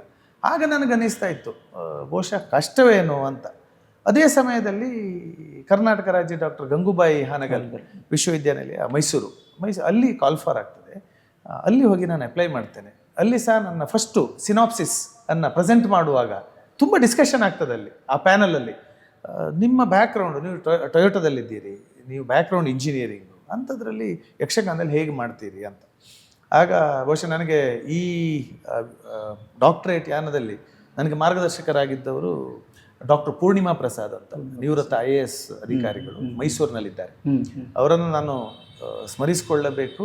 ಅವರಿಗೆ ನಾನು ಪುನರಪಿ ಕೃತಜ್ಞತೆಗಳನ್ನ ಹೇಳಲೇಬೇಕು. ಯಾಕಂತ ಹೇಳಿದ್ರೆ ಇದು ಪ್ರತಿ ಸಲ ಇದು ಅಂದರೆ ಅಡ್ಮಿಷನ್ ಸಿಗೋದಿಲ್ಲ ಅಂದಾಗಲ್ಲ, ಇಲ್ಲ ಇನ್ನೊಂದು ಸಲ ಆಗ್ತದೆ ಅಂತ ನನಗೊಂದು ಧೈರ್ಯ ಕೊಟ್ಟವರು. ಹಾಗೆ ಪ್ರಪ್ರಥಮ ಬಾರಿಗೆ ನಾನು ಮಾಡ್ತಾ ಇರುವಂತಹ ವೃತ್ತಿ, ಅದರ ಜೊತೆ ಈ ಡಾಕ್ಟ್ರೇಟ್, ಅದನ್ನು ಕನೆಕ್ಟ್ ಮಾಡಬೇಕಿತ್ತು ನಾವು ಸಿನಾಪ್ಸಿಸಲ್ಲಿ. ಆಗ ಪ್ರಪ್ರಥಮವಾಗಿ ನಾನು ಆಯ್ಕೆ ಮಾಡಿಕೊಂಡದ್ದು ಯಕ್ಷಗಾನ ಒಂದು ಉದ್ದಿಮೆಯಾಗಿ ಅಂತ. ಯಾಕಂತ ಹೇಳಿದ್ರೆ ಕಾರ್ಪೊರೇಟ್ ಲೋಕದಲ್ಲಿರೋರು ನಾವಿರ್ಬೋದು, ನೀವಿರ್ಬೋದು, ನಾವೆಲ್ಲ ಕಾರ್ಪೊರೇಟ್ ಲೋಕದಲ್ಲಿರೋರು. ಸೊ ಕಾರ್ಪೊರೇಟ್ ಲೋಕದ ಒಳ ಹೊರಗಳನ್ನು ನಾನು ನೋಡಿದ್ದೇನೆ. ಹೆಚ್ಚು ಕಮ್ಮಿ 23-24 ವರ್ಷಗಳಿಂದ ನಾನು ಕಾರ್ಪೊರೇಟ್ ಲೋಕದಲ್ಲಿದ್ದೇನೆ. ವಿದೇಶಗಳಲ್ಲಿ ಎಲ್ಲ ಕೆಲಸ ಮಾಡಿದ್ದೇನೆ. ನಾನು ಪ್ರಪ್ರಥಮ ಬಾರಿಗೆ ಬಹುಶಃ ಆ ಚಿಂತನೆಗೆ ಆ ಮೆಚುರಿಟಿ ಬರಲಿಲ್ವೇನೋ, ನಾನೇನು ಆಲೋಚಿಸಿದ್ದೆ ಅಂತ ಹೇಳಿದ್ರೆ, ಯಕ್ಷಗಾನ ಅನ್ನುವಂಥ ಒಂದು ಕಲೆ ಸಹ ಒಂದು ಉದ್ಯಮದಂತೆ ಬೆಳೆದಾಗ ಅದಕ್ಕೆ ಸುಸ್ಥಿರತೆ ಸಾಧ್ಯ ಅನ್ನುವಂಥ ಒಂದು ಚಿಂತನೆ ಇತ್ತು ನನಗೆ. Sustainability it's again sustainability. Okay, so ಆ ಒಂದು ಚಿಂತನೆಯಲ್ಲಿ ಆರಂಭವಾದಂತಹ ಅಧ್ಯಯನ ಇತ್ತು. ನನಗೆ ಅಡ್ಮಿಷನ್ ಕೊಡ್ತಾರೆ. ಆಮೇಲೆ ಆಯಿತು, ನೀವು ಪ್ರತಿ 6 ತಿಂಗಳಿಗೆ ನಾವು ಒಂದು ರಿಪೋರ್ಟ್ ಕೊಡಬೇಕು. ಅದೇ ಸಮಯದಲ್ಲಿ ಕರೋನಾ ಬಂದುಬಿಡ್ತದೆ. ಹೌದು, ಕರೋನಾ ಬಂದಾಗ ಎಲ್ಲರಂತೆ ನಾನು ಊರಿಗೆ ಹೋಗ್ತೇನೆ. ನಾನು ನನ್ನ ಹೆಂಡತಿ ಮಕ್ಕಳೆಲ್ಲ ಊರಿಗೆ ಹೋಗಿ ಇರ್ತೇವೆ. 4-5 ತಿಂಗಳು ಕಂಪನಿ ಇರೋದಿಲ್ಲ. ಆ ಕಾಲಘಟ್ಟದಲ್ಲಿ ನಾನು ಕಲಾವಿದರನ್ನು ಸಂದರ್ಶನ ಮಾಡಲಿಕ್ಕೆ ಶುರು ಮಾಡ್ತೇನೆ. ಈ ನಿಟ್ಟಿನಲ್ಲಿ ನಾನು ನಮ್ಮ ರಾಘವೇಂದ್ರ ಮೈರನ್ನು ಮತ್ತು ನೈಕಂಬಳಿ ನಾಗರಾಜ್ ಶೆಟ್ಟರನ್ನು ನಾನು ನೆನಪು ಮಾಡಿಕೊಳ್ಳೇಬೇಕು. ಯಾಕಂತ ಹೇಳಿದರೆ ಆ ಕರೋನಾ ಕಾಲದಲ್ಲೂ ಸಹ ನನ್ನ ಜೊತೆ ಎಲ್ಲ ಕಲಾವಿದರು ಮನೆಗೆ ಅವರು ಬಂದಿದ್ರು. ಆಮೇಲೆ ಆ ಕಲಾವಿದರುಗಳು ಮತ್ತು ಮೇಳದ ಯಜಮಾನರುಗಳು ನನಗೆ ಒಂದಿಷ್ಟು ಸಂದರ್ಶನಗಳನ್ನು ಕೊಡ್ತಾರೆ. ಬಹುಶಃ ನಿಮಗೆ ಕಿಶನ್ ಹೆಗಡೆಯವರು ಅಥವಾ ನಮ್ಮ ಎಡಾಡಿ ಕರುಣಾಕರ್ ಶೆಟ್ಟರು, ಮೇಳದ ಯಜಮಾನ, ಹೌದು, ಅವರ ಸಂದರ್ಶನಗಳು ನಿಮಗೆ ಹೆಚ್ಚು ಸಿಗುವುದಿಲ್ಲ. ಆದರೆ ಅವರು they are kind enough. So ಅವರು ನನಗೆ ಸಂದರ್ಶನಗಳನ್ನ ಕೊಟ್ಟರು. ಅದನ್ನು ನಾನು ಯಕ್ಷ ಸಮಾಗಮ ಅಂತ ಒಂದು ಸೀರೀಸ್ ಮಾಡಿ ಅದನ್ನು ನಾನು ಈ ಜಾಲತಾಣಗಳ ಮೂಲಕ ಬಿಟ್ಟುಬಿಟ್ಟೆ. ಅದನ್ನು ಎಲ್ರಿಗೂ ತಲುಪಿಸುವಂಥ ಪ್ರಯತ್ನ ಮಾಡಿದೆ. ಕಂದಾವರ ರಘುಮಾಸ್ಟ್ರ ಹತ್ರ ಹೋದೆ, ಮಾರ್ಗೋಳಿ ಗೋವಿಂದ ಶೇರಗಾರ್ ಹತ್ರ ಹೋದೆ. ಬಲಿಪುರ ಮನೆಯಲ್ಲಿ 2 ದಿನ ಇದ್ದೆ ನಾನು. ಹೌದು, ಸೀನಿಯರ್ ಬಲಿಪುರ ಮನೆಯಲ್ಲಿ ಅವರ ಸಂದರ್ಶನ ನನಗೆ ಸಿಕ್ತು. 2 ದಿನ ಬಲಿಪುರ ಮನೆಯಲ್ಲಿದ್ದೆ. ಆ ಸಂದರ್ಶನ ನನ್ನ ಹತ್ರ ಇನ್ನೂ ಇದೆ. ನಾನು ಇನ್ನೂ ಅದನ್ನು ಹೊರಪ್ರಪಂಚ ಕೊಟ್ಟಲಿಲ್ಲ, ಇನ್ನೂ ನನ್ನ ಹತ್ರ ಇದೆ. ಮತ್ತೆ ನರಸಿಂಹ ಶೆಟ್ಟರದ್ದಿದೆ, ಅದನ್ನು ನಾನು ಇನ್ನು ಹೊರಗಡೆ ಅದನ್ನೆಲ್ಲ ನಾನು ಬಿಡುಗಡೆ ಮಾಡ್ತೇನೆ. ನಮ್ಮ ಮಾರ್ಗೋಳಿ ಗೋವಿಂದ ಶೇರಗಾರ್ 90ಕ್ಕಿಂತ ಮೇಲೆ, ಅದಕ್ಕಿಂತ ಹೆಚ್ಚು ನಮ್ಮ ಹಿರಿಯಡ್ಕ, ನಮ್ಮ ರಾಷ್ಟ್ರ ಪ್ರಶಸ್ತಿ ಮದ್ದಳೆಗಾರರು ಹಿರಿಯಡ್ಕದವರು, ಅವರು 102 ವರ್ಷ ಅವರನ್ನು ನಾನು ಹಿರಿಯಡ್ಕ ಗೋಪಾಲ್ ರಾಯರು 102 ವರ್ಷ ಅವರನ್ನು ನಾನು ಸಂದರ್ಶನ ಮಾಡುವಾಗ ಮೈರ್ ಹತ್ರ ಒಂದು ಪದ್ಯ ಹೇಳಿ ಅಂತ ಹೇಳಿದೆ ನಾನು. ಅವ್ರು ಕೂತ್ಕೊಂಡು ಮೊದಲೇ ಬಾರಿಸಿದ್ರು ನಮಗೆ. ಏರು ಮೊದಲೆಯನ್ನು ಯಕ್ಷಗಾನಕ್ಕೆ ತಂದವರು. ಅದು ಒಂಥರ ಹಾಗಾಗಿ ನಾನು ಇಷ್ಟು ಹಿರಿಯರನ್ನು, ನಾನಂದರೆ ಈ ತಲೆಮಾರಿನ ಸೂಪರ್ ಸ್ಟಾರ್ಗಳನ್ನು ನಾನು ಯಾರನ್ನೂ ಸಂದರ್ಶನ ಮಾಡಿದ್ದಲ್ಲ, ಒಂದು ತಲೆಮಾರಿನ ಹಿಂದೆ. ಆಗ ನಾನು ಮಾತಾಡ್ತಾ ನನಗೆ ಕೆಲವು ಕ್ಲಾರಿಟಿ ಸಿಗ್ಲಿಕ್ಕೆ ಶುರುವಾಯಿತು. ಸ್ವಾತಂತ್ರ್ಯ ಪೂರ್ವದಲ್ಲಿ ಯಕ್ಷಗಾನದಲ್ಲಿ ಹೇಗಿತ್ತು, ಯಾಕಂದ್ರೆ ಇವರೆಲ್ಲ ಮೇಳದಲ್ಲಿದ್ದಾಗ, ಸ್ವಾತಂತ್ರ್ಯ ಪೂರ್ವದಲ್ಲಿ ಮೇಳದಲ್ಲಿದ್ದರು. ವೀರಭದ್ರ ನಾಯಕರ ಜೊತೆ ವೇಷ ಮಾಡಿದವರು. ಆ ಕಾಲದ ಯಕ್ಷಗಾನದ ಒಳ ಮತ್ತು ಹೊರಗುಗಳ ಹರಿವುಗಳು ನನಗೆ ಗೊತ್ತಾಗ್ಲಿಕ್ಕೆ ಶುರುವಾಯಿತು. ಅದೇ ಸಮಯದಲ್ಲಿ ನಾನು ಮತ್ತು ಯೂನಿವರ್ಸಿಟಿಯಲ್ಲಿ ಮಾತಾಡ್ತಾ ಯಕ್ಷಗಾನದ ಆರ್ಥಿಕತೆ ಮೌಲ್ಯೀಕರಣ ಅಂತ, ಈ ಯಕ್ಷಗಾನ ಉದ್ದಿಮೆಯಾಗಿ ಅನ್ನುವಂಥ ಇದ್ದ ಮೊದಲ ಆ ಥೀಮ್ ಏನಿದೆ ಅದನ್ನು ಬದಲಾಯಿಸಿಕೊಂಡು ಯಕ್ಷಗಾನದ ಆರ್ಥಿಕತೆ ಮೌಲ್ಯೀಕರಣ ಅನ್ನೋದನ್ನು ನಾನು ನನ್ನ ಸಬ್ಜೆಕ್ಟ್ ಆಗಿ ತಗೊಂಡು ಅಧ್ಯಯನವನ್ನು ಮುಂದುವರಿಸ್ತೇನೆ. ಅದು ಯಾಕಂತ ಹೇಳಿದರೆ, ನನಗೆ ಯಕ್ಷಗಾನದಲ್ಲಿ ಮಾತಾಡ್ತಾ ತುಂಬ ಕಲಾವಿದರ ಸಂದರ್ಶನಗಳನ್ನ ಮಾಡಿದೆ. ನನಗೆ ಒಂದು ಅನ್ನಿಸ್ಲಿಕ್ಕೆ ಶುರುವಾಯಿತು. ಏನಂತ ಹೇಳಿದ್ರೆ, ಯಕ್ಷಗಾನದ ಸುಸ್ಥಿರತೆಯನ್ನು ಅಂದರೆ ಲಾಂಗ್ ಟರ್ಮ್ ಸಸ್ಟೈನಬಿಲಿಟಿಯನ್ನು ನೀವು ನೋಡೋದೇ ಹೌದಾದರೆ ಯಕ್ಷಗಾನವೂ ಸಹ ಅದೊಂದು ಸಸ್ಟೈನೇಬಲ್ ಕಲೆ ಅಂತ ಆಗಬೇಕು. ಅದು ಬರೀ ಹವ್ಯಾಸದಿಂದೆಲ್ಲ ಕಲೆ ಉಳಿಯೋದು ಕಷ್ಟ. ಮತ್ತು ನಾನು ಯಕ್ಷಗಾನ ಕಲಾವಿದರನ್ನ ತುಂಬ ಜನನ ಸಂದರ್ಶನ ಮಾಡಿದೆ. ಅದರಲ್ಲಿ ಬಹುತೇಕರು ಅವರ ಮಕ್ಕಳು ಯಕ್ಷಗಾನವನ್ನು ವೃತ್ತಿಯಾಗಿ ಸ್ವೀಕರಿಸಿ ಮೇಳಕ್ಕೆ ಬರೋದ್ರ ಬಗ್ಗೆ ಅವರಿಗೆ ಅಂಥ ಸಮ್ಮತಿ ಇರಲಿಲ್ಲ. ತಪ್ಪಲ್ಲ, ಅವರ ಮಕ್ಕಳು ಸಹ ಇಂಜಿನಿಯರ್ ಆಗಬೇಕು, ಡಾಕ್ಟರ್ ಆಗಬೇಕು ಅಂತ ಹೌದು ಹೌದು. ಆದ್ದರಿಂದ ಹಾಗಾದರೆ ಇದಕ್ಕೆ ಏನು ಮಾಡಬೇಕು ಅನ್ನುವಂಥ ಒಂದು ಚಿಂತನೆಗಳು ಶುರುವಾಯಿತು. ಅಲ್ಲಿಂದ ಈ ಒಂದು ಅಧ್ಯಯನ ಶುರುವಾಗ್ತದೆ. ಅದಾದಮೇಲೆ ನಾನು ಈ ವಿಷಯದಲ್ಲಿ ಕಾರ್ಪೊರೇಟ್ ವಲಯದ ಫಿನಾನ್ಸ್ ಸೆಕ್ಟರ್ನ ಎಕ್ಸ್ಪರ್ಟ್ಸನ್ನೆಲ್ಲ ಮಾತಾಡ್ತೇನೆ, ಲೇಬರ್ ಕಮಿಷನರ್ಗಳನ್ನೆಲ್ಲ ಹೋಗಿ ನಾನು ಮೀಟ್ ಆಗ್ತೇನೆ. ಹೀಗೆ ಯಕ್ಷಗಾನವನ್ನು ಹೊರಗಿನಿಂದ ನೋಡುವ ಪ್ರಯತ್ನ, ಯಕ್ಷಗಾನದಿಂದ ಒಳಗಿಂದ ಮಾಡುವ ಪ್ರಯತ್ನ ಎರಡನ್ನು ಮಾಡ್ತೇನೆ. ಅದ್ರ ಜೊತೆ ಯಕ್ಷಗಾನದ ಸಮಾನಾಂತರ ಕಲೆಗಳು. ಇಟ್ಸ್ ಲೈಕ್ ಒಂದು ಆರ್ಗನೈಸೇಷನ್ ಹೇಗೆ ಬಿಲ್ಡ್ ಮಾಡಬೇಕು, ಒಂದು ಕಂಪನಿ ಹೇಗೆ ಬಿಲ್ಡ್ ಮಾಡಬೇಕು ಅನ್ನೋ ಆ ಥರದ್ದಿದೆ. ಹಾಗೆಯೇ ಯಕ್ಷಗಾನದ ಸಮಾನಾಂತರ ಕಲೆಗಳು, ಯಕ್ಷಗಾನಮ್ ಅಂತಿದೆ ನಮ್ಮ ಆಂಧ್ರ ಪ್ರದೇಶದಲ್ಲಿ. ಈ ಯಕ್ಷಗಾನಕ್ಕೆ ಮೂಲ ಅಲ್ಲಿಂದ ಬಂದದ್ದು ಅನ್ನುವಂಥ ಸಹ ಒಂದಿದೆ. ನೀವು ಐತಿಹಾಸಿಕವಾಗಿ ನೋಡಿದರೆ ಅದನ್ನು ಸಹ ನಾನು ದಾಖಲಿಸಿದ್ದೇನೆ. ಅದನ್ನು ನಾವು ನೋಡಿದಾಗ ಅಲ್ಲಿನ ಪರಿಸ್ಥಿತಿಗಳು ಇವತ್ತು ಹೇಗಿದೆ ಅದನ್ನು ಸಹ ನಾನು ನೋಡಿದೆ. ಸೊ ಅಲ್ಲಿನ ಕೆಲವು ಯಕ್ಷಗಾನಮು ಅನ್ನೋದೇನಿದೆ ಅಲ್ಲಿನ ವಿದ್ವಾಂಸರನ್ನು ಸಹ ನಾನು ಸಂದರ್ಶಿಸಿದ್ದೇನೆ. ಆಮೇಲೆ ತೆರೆಕೊತ್ತು ಅಂತಿದೆ ತಮಿಳುನಾಡಿನಲ್ಲಿ, ಯಕ್ಷಗಾನಕ್ಕೆ ಅತ್ಯಂತ ಹತ್ತಿರದ ಕಲೆ ಅದು. ನಮ್ಮೂರಿನವರೇ ಒಬ್ಬರು ಅಲ್ಲಿಗೆ ಒಂದು ಫ್ಯಾಮಿಲಿ ಹೋಗಿ ಅದು ಶುರುವಾಯಿತು ಅನ್ನುವಂಥ ಎಲ್ಲ ಕಥೆಗಳೆಲ್ಲ ಇದೆ. ಈ ಪ್ರಭಾಕರ್ ಜೋಶಿ ಅವರದೊಂದು ಇಂಟರ್ವ್ಯೂ ಮಾಡಿದ್ದೆ ನಾನು. ಸೊ ಅವರು ಅದ್ರ ಬಗ್ಗೆ ಎಲ್ಲ ತುಂಬ ಚಂದವಾಗಿ ಹೇಳಿದ್ದಾರೆ. ಅಂದರೆ ಓವರಾಲ್ ಈ ದ್ರಾವಿಡನ್ ಆರ್ಟ್ ಅನ್ನೋದು ಏನಿದೆ ಅದರಲ್ಲಿ ಬರ್ತದೆ. ನಿಮ್ಮ ಎಲ್ಲ ಕಲೆಗಳಲ್ಲಿ ಒಂದಕ್ಕೊಂದು ಒಂದು ಸಾಮರಸ್ಯ ಮತ್ತು ಪರಸ್ಪರ ಪ್ರೇರೇಪಣೆ ಅದನ್ನು ನೀವು ನೋಡ್ಬೋದು. ಸೊ ಇದನ್ನೆಲ್ಲ ನೋಡಿಕೊಂಡು ಈಗ ಬೇರೆ ರಾಜ್ಯದಲ್ಲಿರುವಂಥ ಯಕ್ಷಗಾನದ ಸಮಾನಾಂತರ ಕಲೆಗಳ ಅದರ ಆರ್ಥಿಕ ಪರಿಸ್ಥಿತಿ ಏನಿದೆ, ಆ ಕಲೆಗಳ ಉಳಿವಿಗಾಗಿ ಅಲ್ಲಿನ ಸರ್ಕಾರಗಳು ಏನು ಮಾಡ್ತಾ ಇದೆ, ಅಲ್ಲಿನ ಸಾರ್ವಜನಿಕರು ಏನು ಮಾಡ್ತಾ ಇದ್ದಾರೆ, ಅಲ್ಲಿನ ಕಲಾವಿದರು ಹೇಗಿದ್ದಾರೆ, ಅದನ್ನೆಲ್ಲ ಸ್ವಲ್ಪ ಅಧ್ಯಯನ ಮಾಡಿ ಯಕ್ಷಗಾನದಲ್ಲಿ ಏನಾಗ್ತಿದೆ ಅದನ್ನು ಅಧ್ಯಯನ ಮಾಡಿ ಒಂದಿಷ್ಟು ಫಲಿತಗಳನ್ನು, ಅಂದರೆ the output of the study, ಅದನ್ನು ನಾನು ಕೊಟ್ಟಿದ್ದೇನೆ. ಅದರಲ್ಲಿ ದೂರಗಾಮಿ ನೆಲೆಯಲ್ಲಿ ಯಕ್ಷಗಾನದ ಸುಸ್ಥಿರತೆಗೋಸ್ಕರ ಕಲಾವಿದ ಏನು ಮಾಡಬೇಕು, ಮೇಳದ ಯಜಮಾನರುಗಳು ಏನು ಮಾಡಬೇಕು, ಸರ್ಕಾರ ಏನು ಮಾಡಬೇಕು, ಪ್ರೇಕ್ಷಕರಾದಂಥ ನಾವು ಏನು ಮಾಡಬೇಕು, ಹೀಗೆ ಮತ್ತು ಸಮಾಜ ಒಟ್ಟಾರೆಯಾಗಿ ಏನು ಮಾಡಬೇಕು ಅನ್ನೋದನ್ನು ನಾನು ದಾಖಲಿಸಿದ್ದೇನೆ. ಅದನ್ನು ನಾನು ಯೂನಿವರ್ಸಿಟಿಗೆ ಪ್ರೆಸೆಂಟ್ ಮಾಡಿ ಅದೊಂದು 2-3 ಇಟ್ರೇಷನ್ ಎಲ್ಲ ಆಯಿತು. ಅದಾದಮೇಲೆ ನನಗೆ ಡಾಕ್ಟರೇಟ್ ಘೋಷಣಾ ಪತ್ರವನ್ನು ಕೊಟ್ಟರು. ಆದರೆ ಆ ಕೆಲಸ ಇಲ್ಲಿಗೆ ಮುಗಿಯುವುದಿಲ್ಲ. ಅಲ್ಲಿ ಏನು ಔಟ್ಪುಟ್ ಇದೆ, ಏನು ಫಲಿತಗಳಿದೆ ಅದನ್ನು ಕಾರ್ಯರೂಪಕ್ಕೆ ತರಬೇಕು. ಅದು ಕಾರ್ಯರೂಪಕ್ಕೆ ತರುವುದು ಅಂತ ಹೇಳಿದರೆ ಒಂದಿಷ್ಟು ಕಾನೂನಾತ್ಮಕವಾದಂಥ ರಚನಾತ್ಮಕವಾದಂಥ ಬದಲಾವಣೆಗಳು ಈ ಕಲೆಯಲ್ಲಿ ಆಗಬೇಕು. ಅದನ್ನು ಹೇಗೆ ಮಾಡುವುದು ಅನ್ನೋದ್ರ ಬಗ್ಗೆ ಒಂದಿಷ್ಟು ಜನರ ಜೊತೆ ಚರ್ಚೆಯಲ್ಲಿದ್ದೇನೆ. ಯಾಕಂತ ಹೇಳಿದರೆ ಕಾನೂನಾತ್ಮಕವಾದಂಥ ಬದಲಾವಣೆ ಇದು ಸರ್ಕಾರ ಮಾಡಬೇಕು. ಯಾಕಂತ ಹೇಳಿದ್ರೆ ಯಕ್ಷಗಾನವನ್ನು ಇವತ್ತು ನೋಡಿದರೆ ಬಹುತೇಕ ಮೇಳಗಳು ಧಾರ್ಮಿಕ ದತ್ತಿ ಇಲಾಖೆಯ ಅಡಿಯಿರುವಂತಹ ದೇವಸ್ಥಾನಗಳೆಲ್ಲ ಇದೆ. ಅಲ್ಲಿ ಒಂದು PF ತರಬೇಕು, ಒಂದು ಗ್ರ್ಯಾಚ್ಯುಟಿ ತರಬೇಕು, ಅಲ್ಲಿನ ಕಲಾವಿದರಿಗೂ ಸಹ ಒಂದು ಸುಸ್ಥಿರತೆ ಬೇಕು. ಅಂದರೆ ಯು ಶುಡ್ ಫೀಲ್ ಸೆಕ್ಯೂರ್ಡ್. ಇವತ್ತು ನನ್ನ ಕಂಪ್ನಿಲಿ ನಾನು ಇದ್ದೇನೆ, ಇವತ್ತು ನನಗೇನೋ ಹೆಚ್ಚು ಕಮ್ಮಿ ಆದರೆ ನನ್ನ ಫ್ಯಾಮಿಲಿಗೆ ಏನೋ ಒಂದಿಷ್ಟು ಸಿಗ್ತದೆ. ಇವತ್ತು ನನಗೇನೋ ಒಂದು ಹೆಚ್ಚು ಕಮ್ಮಿ ಆದರೆ ಅಂದರೆ something is taken care of. ಆ ಒಂದು ಸುಸ್ಥಿರ ಮನೋಭಾವ ಇದ್ದಲ್ಲಿ ಮಾತ್ರ ನಾವು ಅಲ್ಲಿ ಕೆಲಸ ಮಾಡ್ಲಿಕ್ಕೆ ಆಗ್ತದೆ. ನಾನು ಆ ಕಂಪ್ನಿಯಲ್ಲಿ ನಾನು ಕೆಲಸಗಾರನೇ. ಮೇಳದಲ್ಲಿ ಹೇಗೆ ಕಲಾವಿದ ಕೆಲಸದಾರನು, ನಾನು ಒಂದು ಕಂಪ್ನಿಯಲ್ಲಿ ಕೆಲಸಗಾರನೇ. ನಾನು ಆ ಕಲಾವಿದನಲ್ಲಿ ನನ್ನನ್ನು ಕಾಣ್ತಾ ಇದ್ದೆ, ನನ್ನಲ್ಲಿ ಆ ಕಲಾವಿದನನ್ನು ಕಾಣ್ತಾ ಇದ್ದೆ. ಸೊ ಕೆಲವು ಸಲ ಏನಾಗ್ತದೆ, ಒಬ್ಬ ಕಲಾವಿದ ಒಂದು 13-14 ವರ್ಷಕ್ಕೆ, ಅವನಿಗೆ 15 ವರ್ಷಕ್ಕೆಲ್ಲ ಮೇಳಕ್ಕೆ ಬರ್ತಾರೆ. ಒಂದು 50 ವರ್ಷದವರೆಗೆ ಅವನು ಮೇಳದಲ್ಲಿ ಕೆಲಸ ಮಾಡ್ತಾನೆ. ಅಂದರೆ ಅವನ ಜೀವನದ ಆ ಪ್ರೈಮ್ ಟೈಮ್ ಏನಂತ ಏನು ಹೇಳ್ತೇವೆ 35 ವರ್ಷಗಳನ್ನು ಅವನು ಯಕ್ಷಗಾನದಲ್ಲಿ ಅವನು ಅದನ್ನು ವೃತ್ತಿಯಾಗಿ ತೆಗೆದುಕೊಂಡು ಮಾಡ್ತಾನೆ. ಅದಾದ ಮೇಲೆ ಅವನಿಗೇನೋ ಆರೋಗ್ಯ ಸಂಬಂಧಿ ಸಮಸ್ಯೆ ಬಂತು ಅಂತ ಇಟ್ಕೊಳ್ಳಿ, ಕಾರಣ ಕೊಡದೆ ಅವನನ್ನು ಮೇಳದಿಂದ ತೆಗಿತಾರೆ ಅಂತ ಹೇಳೋದಲ್ಲ. ನಾನು ಎಲ್ಲ ಯಜಮಾನರುಗಳು ಕೆಟ್ಟವರು ಅಂತ ಹೇಳೋದಿಲ್ಲ. ಯಜಮಾನರುಗಳು ರಿಯಲಿ ದೇ ಆರ್ ಗ್ರೇಟ್, ಅದ್ರ ಬಗ್ಗೆ ನಾನು ಮಾತಾಡ್ತೇನೆ. ಆದರೆ ಆ ಥರದ ಪರಿಸ್ಥಿತಿಗಳು ಸಹ ಇದೆ. ಸೊ ಆದ್ದರಿಂದ ಅವರ ಜೀವನಕ್ಕೆ ಒಂದು ಧೈರ್ಯ ಬೇಕು, ಒಂದು ಸುಸ್ಥಿರತೆ ಬೇಕು. ಈ ನಿಟ್ಟಿನಲ್ಲಿ ಕಾನೂನಾತ್ಮಕವಾದಂಥ ಮತ್ತು ರಚನಾತ್ಮಕವಾದಂಥ ಬದಲಾವಣೆಗಳು ಏನೆಲ್ಲ ಮಾಡಿದರೆ ದೂರಗಾಮಿ ನೆಲೆಯಲ್ಲಿ ಯಕ್ಷಗಾನವನ್ನು ಸುಸ್ಥಿರವಾಗಿ ಉಳಿತದೆ ಅನ್ನೋದೇ ನನ್ನ ಅಧ್ಯಯನ. ನಂಗೆ ದೀಪಣ್ಣ ಹೆಂಗೆ ಅನಿಸ್ತಂದರೆ, ನಾನೊಬ್ಬ ಕಂಪನಿಯಲ್ಲಿ ಕೆಲಸ ಮಾಡೋದ್ರಿಂದ ಕೆಲವೊಂದು ಕಾರ್ಪೊರೇಟ್ ಐಡಿಯಾಗಳು ಈ ಅಧ್ಯಯನದಲ್ಲಿ ಲೀನವಾದವು. ಖಂಡಿತ ಇದೆ. ಅದರಿಂದ ಒಂದು ಸೂಪರ್ ಆದ ಔಟ್ಪುಟ್ ಬಂತು. ಅದು ಅದು ಫೈನಲಿಸ್ಟ್ ಆಗಿ ನಿಮಗೆ ಡಾಕ್ಟರೇಟ್ ಬಂತು. ಹೌದು, ಬಹುಶಃ ನಮ್ಮ ಕರಾವಳಿಗೆ ಹೆಮ್ಮೆ. ಅದು ಯಕ್ಷಗಾನದಲ್ಲಿ ಡಾಕ್ಟರೇಟ್ ಪಡೆಯುವುದೇ ಬಹಳ ಕಷ್ಟದ ಕೆಲಸ. ಅದ್ರ ಬಗ್ಗೆ ಇನ್ನೊಂದು ಮಾತು ಹೇಳ್ತೇನೆ. ನಾನು ಈ ಒಂದು ಜರ್ನಿಯಲ್ಲಿ ಅದು ಯಕ್ಷಗಾನದವರಿಗೆ ಮಾತ್ರ ನಾನು ಸೀಮಿತ ಆಗಿಟ್ಟಿಲ್ಲ. ಈಗ ನನ್ನ ಸ್ನೇಹಿತರೊಬ್ಬರಿದ್ದಾರೆ, is a human resource specialist, Chandrashekar Shetty ಅಂತ ಹೆರಂಜಿ ಅವರು. ಅವ್ರದ್ದು ಒಂದಿಷ್ಟು ಇನ್ಪುಟ್ಗಳನ್ನು ಅವ್ರು ಕೊಟ್ಟರು, ಏನೇನು ಮಾಡಬಹುದು ಅಂತ. ಅಂದರೆ ಈ ನೆಲದ ಕಾನೂನು ಏನು ಹೇಳುತ್ತೆ ಅಂತ. ಇನ್ನೂ ಒಂದು ಮಾತನ್ನು ಹೇಳೋದಿದ್ರೆ, ಚಲನಚಿತ್ರ ರಂಗದಲ್ಲಿ ಇದೆಲ್ಲ ನನ್ನ ಅಧ್ಯಯನದಲ್ಲಿದೆ. ಚಲನಚಿತ್ರ ರಂಗದಲ್ಲಿ ಮಿನಿಮಮ್ ವೇಜಸ್ ಆಕ್ಟ್ ಅಂತ ಏನಿದೆ ನಮ್ಮ ಕಂಪ್ನಿಗಳಲ್ಲಿ, ಇದು ಚಲನಚಿತ್ರ ರಂಗದಲ್ಲಿ ಇದೆ ಕಲಾವಿದರಿಗೆ. ಅಲ್ಲಿ ಒಬ್ಬ ಲೈಟ್ ಬಾಯ್ಗೆ ಸಹ ಒಂದು ಮಿನಿಮಮ್ ವೇಜಸ್ ಅಂತಿದೆ, ಅವನಿಗೊಂದು ಇನ್ಶೂರೆನ್ಸ್ ಅಂತಿದೆ.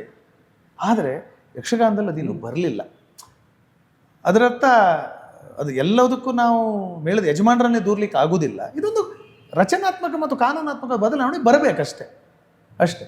ಸೊ ಚಲನಚಿತ್ರ ರಂಗದಲ್ಲಿರೋ ಕಲಾವಿದರಿಗೆ ಇರುವಂತಹ ಒಂದು ಸುಸ್ಥಿರತೆ ಯಕ್ಷಗಾನ ಕಲಾವಿದರಿಗಿಲ್ಲ. ಇದು one of the line of argument ನಂದು. ಅಂದರೆ ನೀವು ಅಲ್ಲಿನ ಕಲಾವಿದರನ್ನು ನೀವು ಮತ್ತು ಸಹಾಯಕರನ್ನು ನೀವು ಈ ಕಾನೂನಿನ ಪರಿಧಿಯೊಳಗೆ ತರುವುದೇ ಹೋದಾದರೆ ಇಲ್ಲಿ ಯಾಕೆ ತರಬಾರ್ದು? ಈ ನಿಟ್ಟಿನಲ್ಲಿ ನನಗೆ ಕೆಲವು HR ಸ್ಪೆಷಲಿಸ್ಟ್ಗಳೆಲ್ಲ ಕೆಲಸ ಮಾಡಿದ್ದಾರೆ. ಹಾಗೆ ಒಂದು ಸಿಂಕಿಂಗ್ ಫಂಡ್ ಅಂತ ಒಂದು ಕಾನ್ಸೆಪ್ಟ್ ಇದೆ. ಕೆಲವು ಆರ್ಗನೈಸೇಷನ್, ಕೆಲವು ಸಂಸ್ಥೆಗಳಲ್ಲಿ ಇರುತ್ತದೆ. ಏನಂದರೆ ಪ್ರತಿಯೊಬ್ಬರು ಪ್ರತಿಯೊಂದು ತಿಂಗಳು ಒಂದು ಸ್ವಲ್ಪ ಹಣವನ್ನು ತೆಗೆದು ಬದಿಗಿಡ್ತಾ ಇರ್ತಾರೆ. ಒಂದು ವೇಳೆ ಏನೋ ಒಂದು ಎಮರ್ಜೆನ್ಸಿ ಬಂದಾಗ ಆ ಸಂಸ್ಥೆಗೆ ಇರ್ಬೋದು, ಸಂಸ್ಥೆಯಲ್ಲಿ ಕೆಲಸ ಮಾಡ್ತಾ ಇರ್ಬೋದು, ಅದನ್ನು ಅವರು ಉಪಯೋಗಿಸ್ಕೊಳ್ತಾರೆ. ಆ ಥರ ಒಂದು ಸಿಂಕಿಂಗ್ ಫಂಡನ್ನು ಯಕ್ಷಗಾನ ಮೇಳಗಳಲ್ಲೂ ಮಾಡ್ಬೋದು ಅಂತ.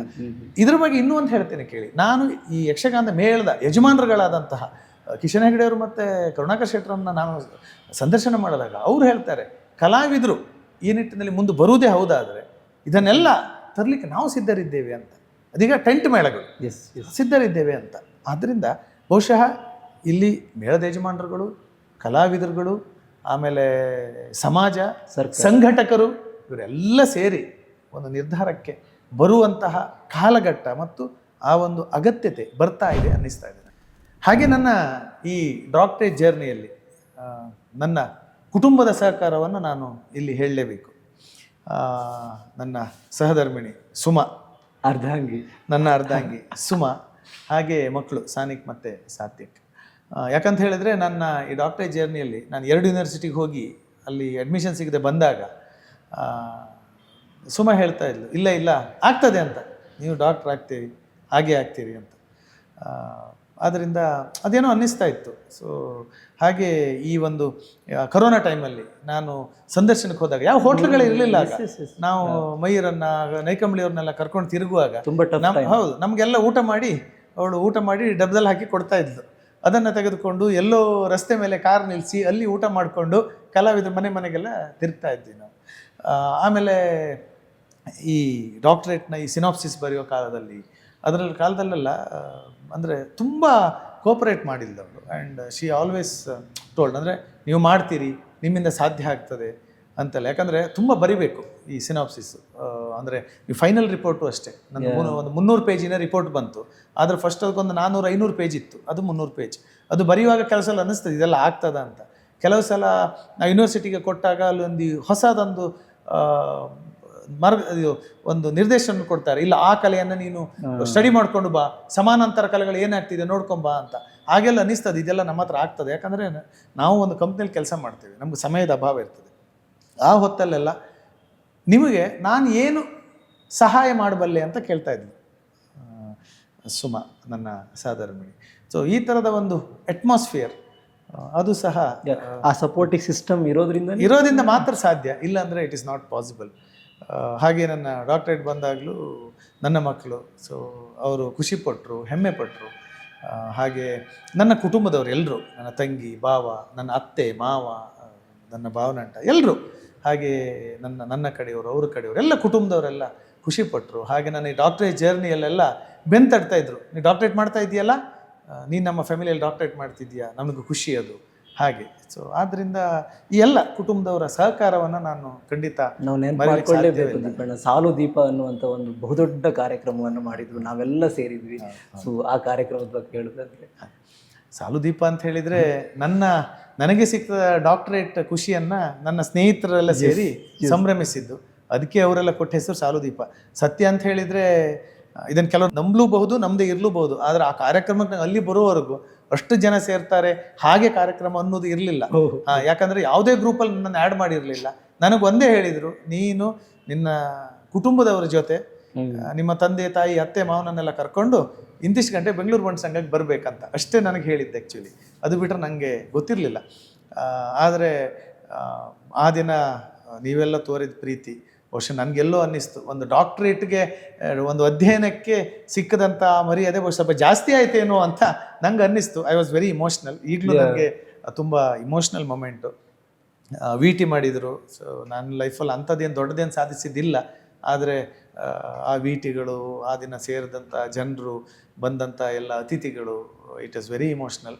ಸೊ ಆ ಎಲ್ಲ ಕಾರ್ಯಕ್ರಮ ನಮ್ಮ ಅಮರನಾಥ್ ಶೆಟ್ಟರು ಅದನ್ನು ಫಸ್ಟಿಗೆ ಇನಿಷಿಯೇಷನ್ ತಗೊಂಡ್ರು.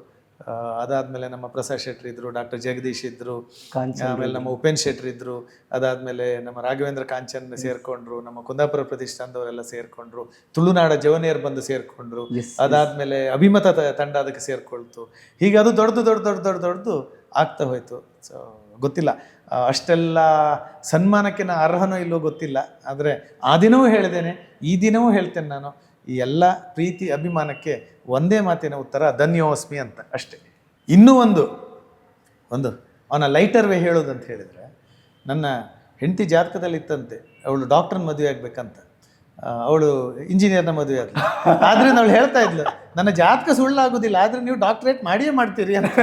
ಆದ್ದರಿಂದ ಹೀಗೆ ಹೇಳಿ ಸಹ ನೀ ಡಾಕ್ಟ್ರೇಟ್ ನನ್ನ ಹತ್ರ ಆಗ್ತದೆ ಅನ್ನೋದನ್ನು ಅವಳು ಮನದಟ್ಟು ಮಾಡ್ತಾ ಇದ್ಲು. ಆ್ಯಕ್ಚುಲಿ ಈಗ ಡಾಕ್ಟರ್ ದೀಪಕ್ ಶೆಟ್ಟರ್ ಆದ್ರೆ ಹೌದು. I think thought process, out of box thinking, ನಿಮ್ಮ ದೂರದೃಷ್ಟಿಯ ಚಿಂತನೆಯಿಂದ ಈ ಅಧ್ಯಯನ ನಡೀತು ದೀಪಣ್ಣ. Because your vision is like ಮುಂದಿನ 10 ತಲೆಮಾರಿನ ನಂತರ ಯಕ್ಷಗಾನ ಉಳಿಲಿಕ್ಕೆ ಇದೆಲ್ಲ ನಾವು ಮಾಡಲೇಬೇಕು ಅನ್ನುವಂಥ ಒಂದು ವಿಚಾರಗಳಿದೆ. ನೀವು ಮಾತಾಡ್ತಾ ಹೇಳಿದ್ರಿ ದೀಪಣ್ಣ ನಿಮ್ಮ ವೃತ್ತಿ ಜೀವನದ ಬಗ್ಗೆ. ನಾನು ಕೂಡ ಅಂತಾರಾಷ್ಟ್ರೀಯ ಕಂಪನಿಯಲ್ಲಿ ಕೆಲಸ ಮಾಡ್ತಿದ್ದೀನಿ ಒಂದು 6-7 ವರ್ಷದಿಂದ. ವೃತ್ತಿ ಮತ್ತು ಪ್ರವೃತ್ತಿ ಎರಡನ್ನು ಹೇಗೆ ನೀವು ಸಮಾನವಾಗಿ ಸ್ವೀಕರಿಸಿದ್ರಿ, ಅಥವಾ ಈ ವೃತ್ತಿ ಮತ್ತು ಪ್ರವೃತ್ತಿಯನ್ನು ಹೇಗೆ ನಿಭಾಯಿಸಿದ್ರಿ? ಇಷ್ಟೊಂದು ಯಕ್ಷಗಾನದ ಬಗ್ಗೆ ಒಂದು ಅಧ್ಯಯನ ಇರ್ಬೋದು, ಸಾಂಸ್ಕೃತಿಕ ಲೋಕಕ್ಕೆ ನಿಮ್ಮ ಕೊಡುಗೆ ಇರ್ಬೋದು, ಸಂಘಟನೆಗಳಿರ್ಬೋದು, ಅಥವಾ ನಮ್ಮ ಸಮುದಾಯದ ಕಾರ್ಯಕ್ರಮ ಇರ್ಬೋದು, ಇದರ ಮಧ್ಯೆ ನಿಮ್ಮ ವೃತ್ತಿಯನ್ನು ಹೇಗೆ ನೀವು ನಿಭಾಯಿಸ್ಕೊಂಡು ಹೋಗ್ತಾ ಇದ್ದೀರಾ? ಯದ್ಭಾವಂ ತದ್ಭವತಿ ಅಷ್ಟೇ. ಅಂದರೆ ನೀವು ಏನು ಚಿಂತಿಸ್ತೀರೋ ಅದನ್ನು ನೀವು ಮಾಡ್ತೀರಿ ಅಷ್ಟೆ. ಆ ನಿಟ್ಟಿನಲ್ಲಿ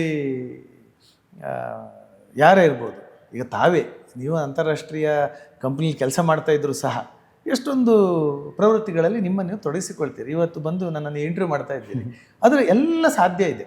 ಎಲ್ಲ ಮನುಷ್ಯನಿಗೂ, ಭಾರತದ ಪ್ರಧಾನಿಗಿರೋದು 24 ಗಂಟೆ, ಏನೂ ಮಾಡದೆ ಇರುವ ಸೋಮಾರಿಗಿರೋದು 24 ಗಂಟೆ, ದಿನಕ್ಕಿರೋದು ಅಷ್ಟೇ. ಅದನ್ನು ನೀವು ಹೇಗೆ ಯುಟಿಲೈಸ್ ಮಾಡ್ಕೊಳ್ತೀರಿ ಅನ್ನೋದು ಮಾತ್ರ ಮುಖ್ಯವಾಗ್ತದೆ. ನನಗಿನ್ನೂ ನೆನಪಿದೆ, ಡಾಕ್ಟರ್ ನರೇಶ್ ಶೆಟ್ಟಿ ಅಂತ ಬೆಂಗಳೂರು ಬಂಟರ ಸಂಘದ ಮಾಜಿ ಅಧ್ಯಕ್ಷರು, ಅವರು ಒಂದು ಮಾತು ಹೇಳಿದರು. ಅವರು ರಾಮಾಯದ ಅಧ್ಯಕ್ಷರಾಗಿದ್ದಾಗ, ಬೆಂಗಳೂರು ಬಂಟ ಸಂಘದ ಅಧ್ಯಕ್ಷರಾದಾಗ, ನಿಮ್ಗೆ ಟೈಮ್ ಕೊಡ್ಲಿಕ್ಕೆ ಆಗ್ತದ ಅಂತ ಒಬ್ರು ಕೇಳಿದರು. ಆಗ ಅವರು ಒಂದು ಮಾತು ಹೇಳಿದರು, only busy man finds time ಅಂತ. Only busy man finds time ಅಂತ, ಇಷ್ಟೇ. ಮತ್ತು ನಿಮಗೆ when you love what you do, ನಿನಗೆ ಸಮಯ ಬಂದೇ ಬರ್ತದೆ ಅಷ್ಟೇ. ಸೊ ಆದ್ದರಿಂದ ಬಹುಶಃ ಈ ಸಮಯ ಅನ್ನುವಂಥದ್ದು it's all in our mind ಅಷ್ಟೇ. ನಾವು ಯಕ್ಷಗಾನದ ಬಗ್ಗೆ ಮಾತಾಡ್ತಿದ್ವಿ ದೀಪಣ್ಣ. ಸದ್ಯಕ್ಕೆ ಸ್ಪರ್ಧಾತ್ಮಕ ಜಗತ್ತು, ಒಂದು ಕಡೆ ಸಿನಿಮಾ ಕ್ಷೇತ್ರ ಇರ್ಬೋದು, ಇನ್ನೊಂದು ಕಡೆ ಕ್ರಿಕೆಟ್, ಕ್ರೀಡೆ, ಸ್ಪೋರ್ಟ್ಸ್ ಇತ್ಯಾದಿ ಇರ್ಬೋದು. ಇದರ ಮಧ್ಯೆ ಇದನ್ನು ವೈಯಕ್ತಿಕ ಪ್ರಶ್ನೆ, ಇದರ ಮಧ್ಯೆ ನನ್ನ ಯಕ್ಷಗಾನ ಕಲೆಯನ್ನು ಅಥವಾ ನಮ್ಮ ಯಕ್ಷಗಾನ ಕಲೆಯನ್ನು ಉಳಿಸ್ಕೊಂಡು ಹೋಗಲಿಕ್ಕೆ ಯುವ ಮನಸ್ಸುಗಳು ನಾವೇನು ಮಾಡಬೇಕು ಅನ್ನೋ ಪ್ರಶ್ನೆ. ಒಂದು ಯಕ್ಷಗಾನವನ್ನು ಉಳಿಸುತ್ತೇವೆ, ಬೆಳೆಸ್ತೇವೆ ಅನ್ನುವಂಥದ್ದು ಇದೆಯಲ್ಲ, ಅದು ಸ್ವಲ್ಪ ನನ್ನ ಕೆಲಸಲ್ಲಿ ಅನಿಸೋದು ದೊಡ್ಡ ಶಬ್ದ ಅಥವಾ ಒಂಥರ ಭ್ರಮೆ ಅಂತ. ಯಾಕಂತ ಹೇಳಿದರೆ ಯಕ್ಷಗಾನ ನೋಡಿದರೆ ನಿಮಗೆ 16-17ನೇ ಶತಮಾನದಿಂದ ಯಕ್ಷಗಾನ ಇರುವುದಕ್ಕೆ ದಾಖಲೆಗಳು ಸಿಗ್ತದೆ, ನಿಮಗೆ ಪ್ರಸಂಗ ಪಟ್ಟಿಗಳು ಇವೆ. ಅಂದರೆ 400-500 ವರ್ಷದಿಂದ ಇದೆ ಯಕ್ಷಗಾನ. ಅದರ ಮಧ್ಯೆ ಭಾರತದಲ್ಲಿ ಅಥವಾ ಕರಾವಳಿಯಲ್ಲಿ ಅಥವಾ ಈ ನಮ್ಮ ಯಕ್ಷಗಾನ ಇರುವಂಥ ಪ್ರದೇಶದಲ್ಲಾದಂತಹ ಸಾಮಾಜಿಕ ವಿಪ್ಲವಗಳನ್ನು ನೀವು ನೋಡಿ. ಸ್ವಾತಂತ್ರ್ಯ ಸಂಗ್ರಾಮ ಬಂತು, ಅಷ್ಟು ದೊಡ್ಡದು. ಅಂತಹ ಸ್ವಾತಂತ್ರ್ಯ ಸಂಗ್ರಾಮ ಬಂತು, ಮಹಾಯುದ್ಧಗಳು ಬಂತು, ಎಷ್ಟೆಷ್ಟು ಇಲ್ಲಿ ಯುದ್ಧಗಳಾಗಿದೆ, ಎಷ್ಟೋ ರಾಜರುಗಳು ಅಧಿಕಾರಗಳು ಬದಲಾವಣೆಗಳಾಗಿವೆ. ಆದರೆ ಯಕ್ಷಗಾನ ಹಾಗೆ ಇದೆ. ಸ್ವಲ್ಪ ಅದರ ಪ್ರದರ್ಶನದ ರೂಪಗಳಲ್ಲಿ ಬದಲಾವಣೆಗಳಾಗ್ಬೋದು, ಯಕ್ಷಗಾನದಲ್ಲಿ ರೂಪಾಂತರಗಳಾಗಿರ್ಬೋದು. ಯಕ್ಷಗಾನ ಕಲೆ ಹಾಗೇ ಇದೆ. ಯಾಕಂತ ಹೇಳಿದರೆ ಯಕ್ಷಗಾನ ಅಷ್ಟು ಒಂದು ಸಮೃದ್ಧ ಕಲೆ ಮತ್ತು ಶ್ರೇಷ್ಠವಾದಂಥ ಕಲೆ, ಅದು ಶಕ್ತಿಯುತವಾದಂಥ ಕಲೆ. ಆದ್ದರಿಂದ ಯಾರಾದರೂ ಯಕ್ಷಗಾನವನ್ನು ಉಳಿಸ್ತೇನೆ ಅಂತ ಹೇಳೋದು ಅದು ತುಂಬ ದೊಡ್ಡ ಮಾತು. ಆದರೆ ಯಕ್ಷಗಾನವನ್ನು ಬಳಸ್ತೇವೆ ಅಥವಾ ಯಕ್ಷಗಾನದಲ್ಲಿ ನಾವು ತೊಡಗುತ್ತೇವೆ ಅನ್ನೋದು ಮಾತ್ರ ಖಂಡಿತ ಬೇಕಾಗಿರುವಂಥ ಮಾತು. ಇದು ಯುವ ಮನಸ್ಸುಗಳಂತಲ್ಲ. ಯಕ್ಷಗಾನವನ್ನು ಬಹುಶಃ ಕರಾವಳಿ ಮೂಲದವರು ಎಲ್ಲರೂ ಏನಂತ ಹೇಳಿದರೆ ಒಂದು ಉತ್ತಮ ಪ್ರೇಕ್ಷಕರಾಗಿ ನೀವು ಆಮೇಲೆ ನಿಮ್ಮ ಮಕ್ಕಳಿಗೆ ಒಂದು ಯಕ್ಷಗಾನವನ್ನು ಕಲಿಸಿ. ಇವತ್ತು ಬೆಂಗಳೂರಿನಲ್ಲೇ ನನ್ನ ಪ್ರಕಾರ ಹೆಚ್ಚು ಕಮ್ಮಿ 100 ಯಕ್ಷಗಾನ ತರಬೇತಿಗಳಿದೆಯಂತೆ. ಬೇರೆ ಬೇರೆ ಶಾಲೆಯ ತರಬೇತಿ ಕೇಂದ್ರಗಳನ್ನು ನೀವು ನೋಡಿದ್ರೆ ಎಲ್ಲೋ ಒಂದು ಕಡೆ ಯಕ್ಷಗಾನ ನಿಮ್ಮ ಮಕ್ಕಳಿಗೆ ಕಲಿಸಿದ್ರೆ, ಅವರು ಬೆಂಗಳೂರಿನಲ್ಲೇ ಹುಟ್ಟಿ ಬೆಳೆದವರು, ಅವರಿಗೆ ಊರಿನ ಯಕ್ಷಗಾನದ ಆ ಒಂದು ಅಟ್ಮಾಸ್ಫಿಯರ್ ಇಲ್ಲಿ ಇಲ್ಲ. ಯಾಕಂತ ಹೇಳಿದರೆ ಅವರು ವಾಟ್ಸಪ್ ಯುಗದವರು, ಅವರು ಫೇಸ್ಬುಕ್ ಯುಗದವರು, ಅವರು ಮೊಬೈಲ್ ಯುಗದವರು. ಆದರೆ 1-2 ಸಲ ಅವರು ಯಕ್ಷಗಾನ ಗೆಜ್ಜೆ ಕಟ್ಟಿದರೆ ಅವನು ದೊಡ್ಡ ಕಲಾವಿದ ಆಗದೇ ಇದ್ದರು ಒಳ್ಳೆ ಯಕ್ಷಗಾನದೊಂದು ಪ್ರೇಕ್ಷಕನಾಗ್ತಾನೆ. ಅಂದರೆ ಮುಂದಿನ 1 ತಲೆಮಾರಿನಲ್ಲಿ ಒಬ್ಬ ಪ್ರೇಕ್ಷಕನ ನೀವು ಹುಟ್ಟು ಹಾಕಿದಾಗಷ್ಟೇ. ಆದ್ದರಿಂದ ಯಕ್ಷಗಾನವನ್ನು ನೀವು ನೋಡಿ ನಿಮ್ಮವರಿಗೆ ನೋಡಿಸಿ, ಅಷ್ಟನ್ನು ನಾವು ಖಂಡಿತ ಮಾಡ್ಬೋದು. ಈ ಪ್ರೇಕ್ಷಕರ ಅಭಿರುಚಿಗೆ ತಕ್ಕಂತೆ ಏನಾದರೂ ಯಕ್ಷಗಾನದಲ್ಲಿ ಬದಲಾವಣೆ ಬೇಕಂತ ನಿಮಗೆ ಅನಿಸುತ್ತಾ ದೀಪಣ್ಣ? ಖಂಡಿತ ಇಲ್ಲ. ಯಕ್ಷಗಾನದಲ್ಲಿ ಬದಲಾವಣೆ ಆಗಿದ್ದೇ ಪ್ರೇಕ್ಷಕರ ಅಭಿರುಚಿಯ ಮೇರೆಗೆ. ಓಕೆ. ಇವತ್ತು ಯಕ್ಷಗಾನದಲ್ಲಿ ತುಂಬ ಬದಲಾವಣೆಗಳಾಗಿದೆ. ಇವತ್ತು ಪ್ರಸಂಗದ ಓಗಗಳಿರ್ಬೋದು ಅಥವಾ ಕುಣಿತದಲ್ಲಿ ಆದಂತಹ ದೊಡ್ಡ ಬದಲಾವಣೆ ಅದು ಯಕ್ಷಗಾನದ ಕುಣಿತದಲ್ಲಿ. ಹಿಮ್ಮೇಳದಲ್ಲೂ ಸಹ ಒಂದಿಷ್ಟು ಬದಲಾವಣೆಗಳಾಗಿದೆ ಕಾಲ ಕಾಲಕ್ಕೆ. ಯಕ್ಷಗಾನದಲ್ಲಿ ಆದಂತಹ ರೂಪಾಂತರಗಳು ಅದನ್ನು ಸಹ ನಾನು ದಾಖಲಿಸಿದ್ದೇನೆ, ನನ್ನ ಅಧ್ಯಯನದಲ್ಲಿ ಇದೆ ಅದು. ಅಂದರೆ ವೇಷಭೂಷಣದಲ್ಲಿ, ಆಹಾರದಲ್ಲಾದಂಥ ಬದಲಾವಣೆಗಳು, ಯಕ್ಷಗಾನದ ಹಿಮ್ಮೇಳದಲ್ಲಾದಂಥ ಬದಲಾವಣೆಗಳು ಅದೆಲ್ಲ ಇದೆ. ಈ ಎಲ್ಲ ಬದಲಾವಣೆಗಳಿಗೂ ಕಾರಣ ಪ್ರೇಕ್ಷಕನ ಅಭಿರುಚಿ. ಇವತ್ತಿನ ಕಾಲದಲ್ಲಿ ಕುಣಿತ ತುಂಬ ಕುಣಿದ ಕೂಡಲೇ ತುಂಬ ಚಪ್ಪಾಳೆ ಬಿಡ್ತದೆ. ಆದ್ದರಿಂದ ಯಕ್ಷಗಾನದಲ್ಲಿ ತುಂಬ ಕುಣಿಲೇಬೇಕು. ಒಂದು ಆದಿ ಏಕಕೋರೆ ಹಾಕಿ ಒಂದು 20 ನಿಮಿಷಕ್ಕೆ ಕುಣಿದವನೇ ಹೀರೋ ಇವತ್ತು. ಆದ್ದರಿಂದ ಇದೆಲ್ಲ ಬದಲಾವಣೆ, ಇದೆಲ್ಲ ಪ್ರೇಕ್ಷಕರ ಅಭಿರುಚಿಯಿಂದ ಆದಂಥ ಬದಲಾವಣೆಗಳು. ಆದ್ದರಿಂದ ಪ್ರೇಕ್ಷಕರ ಅಭಿರುಚಿ ಮೇಲೆ ಯಕ್ಷಗಾನದಲ್ಲಿ ಆದಂಥ ಬದಲಾವಣೆಗಳು. ಆದರೆ ಯಕ್ಷಗಾನ ಅನ್ನುವಂತಹ ಒಂದು ಕಲೆ ನನ್ನ ಹತ್ರ ಕೇಳಿದರೆ ಯಕ್ಷಗಾನ ಅನ್ನುವಂಥದ್ದು ಜನಪದೀಯ ರೂಪದಲ್ಲಿರುವಂತಹ ಶಾಸ್ತ್ರೀಯ ಕಲೆ ಅದು. ಓಕೆ. ಯಕ್ಷಗಾನದ ಶಾಸ್ತ್ರೀಯತೆ ಅನ್ನುವಂತಹ ಒಂದು ಚಾಪ್ಟರ್ ನನ್ನ ಅಧ್ಯಯನದಲ್ಲಿದೆ. Classical aspects of Yakshagana.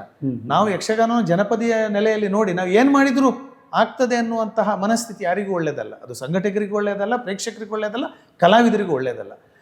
ಅದು ಶಾಸ್ತ್ರೀಯ ಕಲೆಯೇ, ಅದು ಜನಪದೀಯ ರೂಪದಲ್ಲಿ ಬೆಳ್ಕೊಂಡು ಬಂದಿದೆ ಅನ್ನುವಂಥದ್ದು ನನ್ನ ವಾದ. ಆದ್ದರಿಂದ ಯಕ್ಷಗಾನದಲ್ಲಿರುವಂತಹ ಆ ಶಾಸ್ತ್ರೀಯತೆ ಮತ್ತು ಯಕ್ಷಗಾನ ಅನ್ನುವಂಥದ್ದು ಆರಾಧನಾ ಕಲೆ. ಅದು ನಮಗೆ, ನಾವು ಅಲ್ಲಿ ನಂಬಿಕೆಗಳಿದೆ. ಅದು ದೇವಸ್ಥಾನದಲ್ಲಿರುವ ಹರಕೆ ಬಯಲಾಟ ಅಂತ, ಅದನ್ನು ಬೆಳಕಿನ ಸೇವೆ ಅಂತ ಹೇಳ್ತೇವೆ. ದೇವರಿಗೆ ಕೊಡುವ ಬೆಳಕಿನ ಸೇವೆ ಅಂದರೆ ಒಂದಿಷ್ಟು ನಂಬಿಕೆಗಳಿವೆ. ಆದ್ದರಿಂದ ಆ ಯಕ್ಷಗಾನದ ಸಂಪ್ರದಾಯಬದ್ಧವಾದಂಥ ನಡೆಗಳೇನಿದೆ ಅದರ ಮೂಲ ಸ್ವರೂಪದಲ್ಲೇ ಯಕ್ಷಗಾನ ಉಳಿಯುವಂತೆ ಮಾಡುವಲ್ಲಿ ಪ್ರೇಕ್ಷಕನ ಬಹುದೊಡ್ಡ ಜವಾಬ್ದಾರಿ ಇದೆ.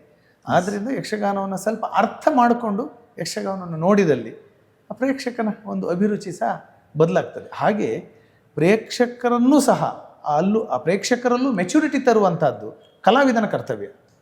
It's A give and take.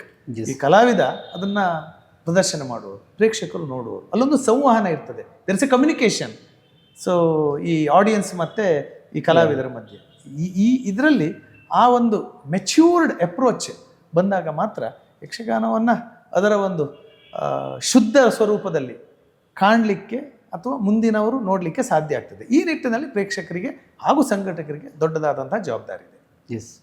ಬಹುಶಃ ಬಣ್ಣ ಹಚ್ಚಿ ವೇಷ ಧರಿಸಿ ರಂಗಮಂಟಪದಲ್ಲಿ ಇತಿಹಾಸದ ಪುರಾಣ ಕಥೆಗಳನ್ನು ಹೇಳುವಂಥ ಹೆಮ್ಮೆಯ ಕಲೆ ಅದು ಯಕ್ಷಗಾನ. ದೀಪಣ್ಣ, ಈ ಯಕ್ಷಗಾನವನ್ನು ನಮ್ಮ ಕರಾವಳಿ, ನಮ್ಮ ಕುಂದಾಪುರ ಮೂಲದವರು ವಿಶ್ವಮಟ್ಟಕ್ಕೆ ತಗೊಂಡು ಹೋಗುವಂಥ ಪ್ರಯತ್ನದಲ್ಲಿದ್ದಾರೆ.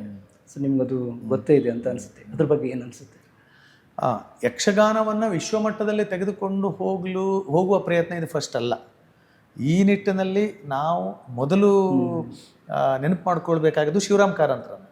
ಯಕ್ಷಗಾನವನ್ನು ಬ್ಯಾಲೆಯ ರೂಪದಲ್ಲಿ, ಯಕ್ಷಗಾನಕ್ಕೊಂದು ಹೊಸ ರೂಪವನ್ನು ಕೊಟ್ಟರು. ಯಕ್ಷಗಾನದ ವೇಷಭೂಷಣಗಳನ್ನು ಸ್ವಲ್ಪ ಲೈಟ್ ಮಾಡಿದರು, ಅವರು ಸ್ವಲ್ಪ ಬದಲಾವಣೆಗಳನ್ನ ಮಾಡಿದರು. ಯಕ್ಷಗಾನದನ್ನು ಆ ವೇಷಭೂಷಣ ಇನ್ನೂ ಚೆಂದ ಮಾಡಿದರು.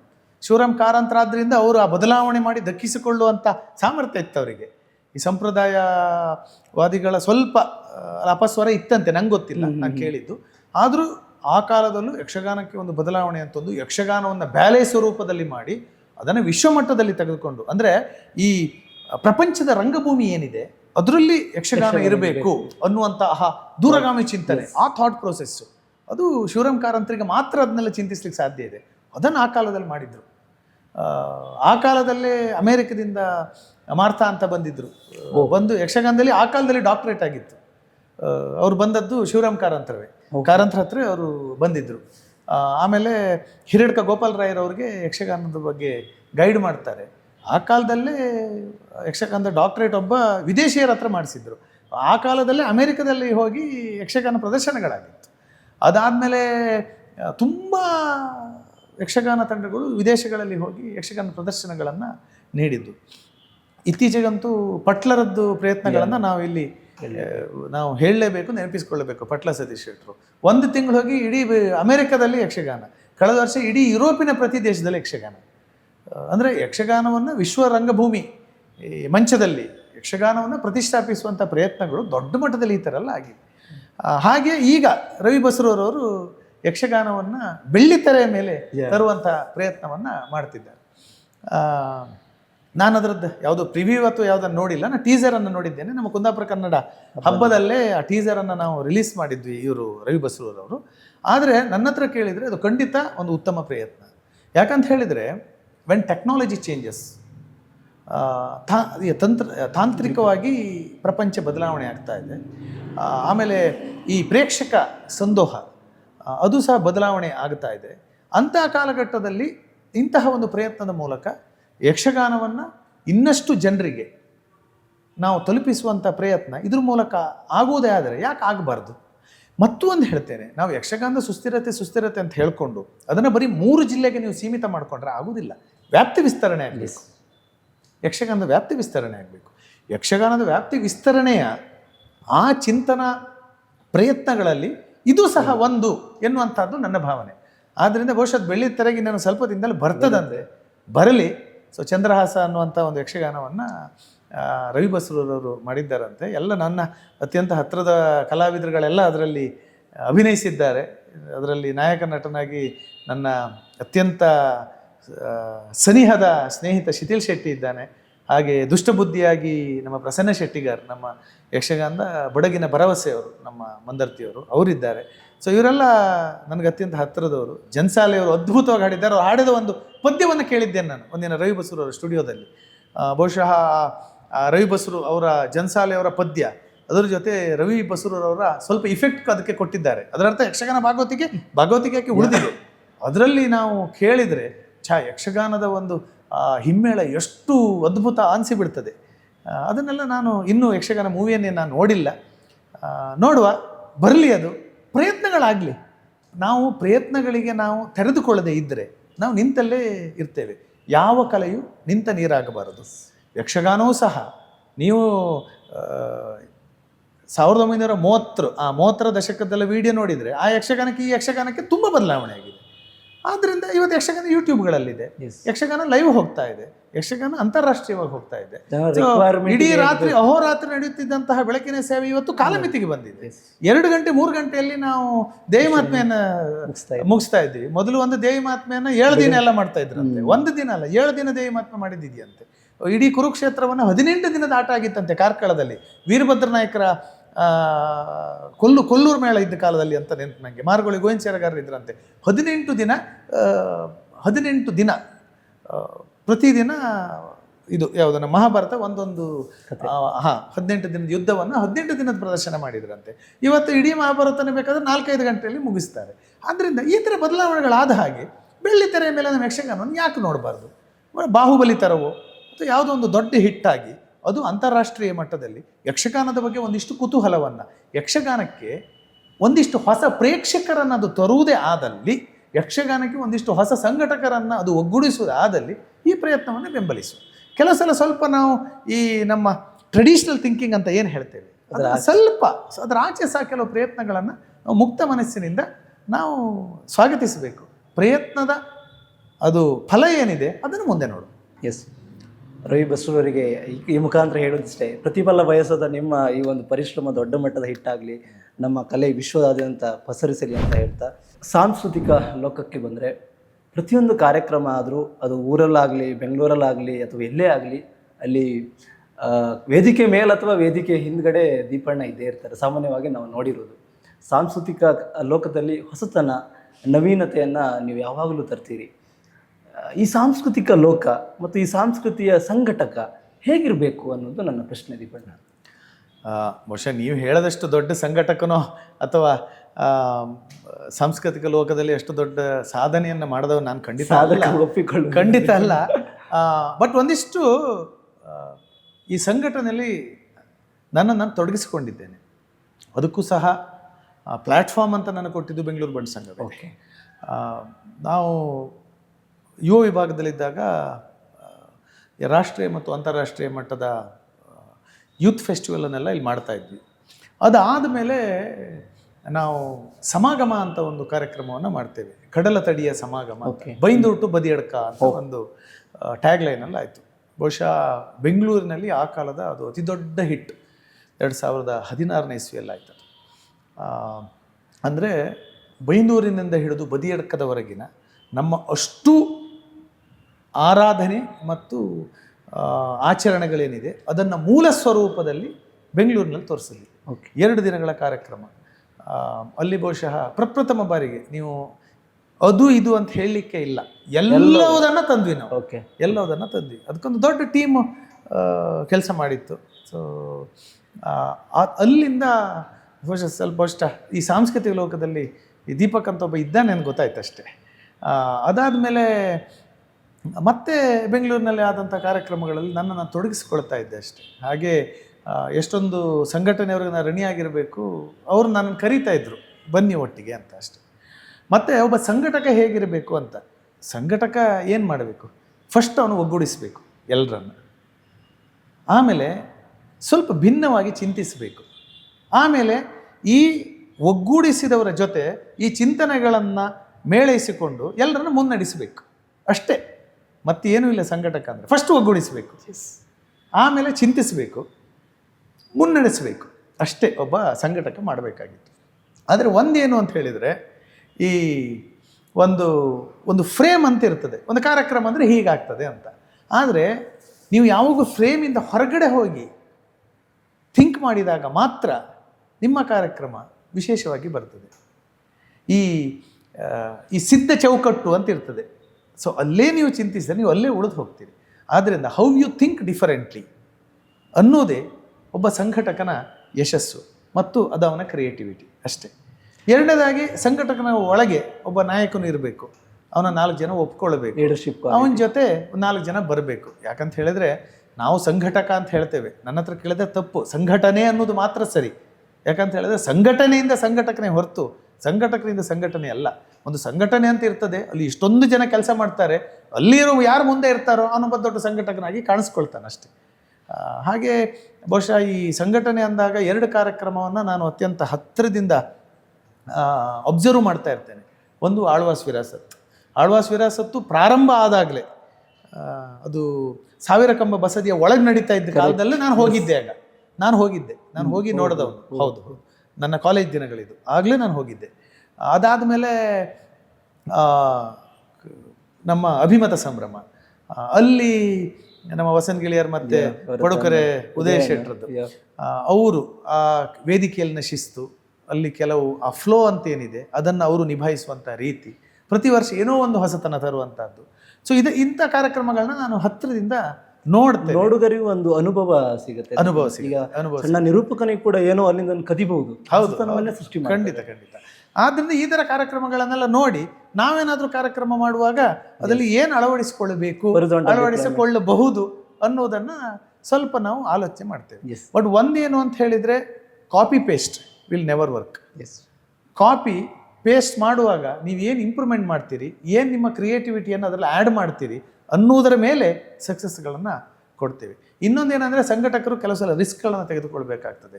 ಹೊಸ ಪ್ರತಿಭೆಗಳು, ಹೊಸ ಕಾರ್ಯಕ್ರಮಗಳಿಗೆ ನೀವು ವೇದಿಕೆ ಕೊಟ್ಟು ಅದಕ್ಕೆ ಪ್ರೇಕ್ಷಕರನ್ನು ಕರೆದು ಕೂರಿಸುವಂಥ ಸಾಮರ್ಥ್ಯ ಸಂಘಟಕರಿಗೆ ಬೇಕು. ಅಂದರೆ ದೊಡ್ಡ ದೊಡ್ಡ ಸೆಲೆಬ್ರಿಟಿಗಳನ್ನ ತಂದಾಗ ಜನ ಬರುವುದು ಅದು ಸ್ವಾಭಾವಿಕ, ಇಟ್ಸ್ ಎ ನ್ಯಾಚುರಲ್ ಪ್ರೊಸೆಸ್. ಆದರೆ ಹೊಸದೊಂದು ಪ್ರತಿಭೆಗೆ ನೀವು ವೇದಿಕೆಯನ್ನು ಕೊಟ್ಟು ಅವರಿಗೆ ಪ್ರೇಕ್ಷಕರನ್ನು ನೀವು ಕರೆದು ಕೂರಿಸೋದಿದೆಯಲ್ಲ, ಅದು ನಿಜವಾದ ಸಂಘಟಕನ ಒಂದು ಯಶಸ್ಸು ಮತ್ತು ಸಂಘಟನೆಯ ಯಶಸ್ಸು.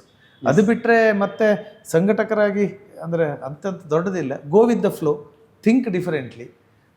ಮತ್ತು ಈ ಶಿಷ್ಟ ಚೌಕಟ್ಟು ಅನ್ನೋದೇನಿದೆ ಅದರಿಂದ ಹೊರತಾದಂಥ ಚಿಂತನೆಯಿಂದ ಯಾರು ಇರ್ತಾರೋ ಅವರು ಯಶಸ್ವಿ ಆಗ್ತಾರೆ ಅಷ್ಟೇ. ಈ ಸಾಂಸ್ಕೃತಿಕ ಲೋಕದ ಸ್ವಲ್ಪ ಕೆಳಗಡೆ ಬಂದರು ಕುಂದಾಪುರ ಕನ್ನಡ ಹಬ್ಬ. ಬಹುಶಃ ಅದು ಬರೀ ತಾಲೂಕು, ಜಿಲ್ಲೆ, ರಾಜ್ಯಕ್ಕೆ ಮಾತ್ರ ಸೀಮಿತವಾದ ಹಬ್ಬ ಆಗಲಿಲ್ಲ. ಈಗ ರಾಜ್ಯದ ಗಡಿ ದಾಟಿ ಹೋದಂಥ ಹಬ್ಬ ಕುಂದಾಪುರ ಕನ್ನಡ ಹಬ್ಬ. ಸೋಷಿಯಲ್ ಮೀಡಿಯಾಗಳಲ್ಲಿ ಕೋಟಿಗಟ್ಟಲೆ ವ್ಯೂಸನ್ನು ಪಡೆದು ವೈರಲ್ ಆದಂತಹ ಕಂಟೆಂಟ್ಗಳು. ಬಹಳ ಖುಷಿ ಇದೆ ಅದ್ರ ಬಗ್ಗೆ. ದೀಪಣ್ಣ, ಕುಂದಾಪುರ ಕನ್ನಡ ಹಬ್ಬ ಇದು ನನ್ನ ವೈಯಕ್ತಿಕ ಪ್ರಶ್ನೆ. ಕುಂದಾಪುರ ಕನ್ನಡ ಹಬ್ಬ ಒಂದು ದಿನದ ಸಂಭ್ರಮದ ಹಬ್ಬವೋ ಅಥವಾ ಭಾಷೆಯ ಉಳಿವಿನ ಹೋರಾಟವೋ ಅನ್ನುವ ಪ್ರಶ್ನೆ. ಖಂಡಿತ ಇದು ಹೋರಾಟ ಅಂತ ನಾನು ಹೇಳೋದಿಲ್ಲ. ಇಲ್ಲಿ ಮತ್ತೆ ನಾನು ಹೇಳೋದಷ್ಟೇ, ಭಾಷೆಯನ್ನು ಉಳಿಸ್ತೇವೆ ಅನ್ನೋದು ಭ್ರಮೆ, ಭಾಷೆಯನ್ನು ಬಳಸ್ತೇವೆ ಅನ್ನುವಂಥದ್ದು ಮಾತ್ರ ಅದು ನಿಜವಾದ ಹೃದಯದ ಮಾತು.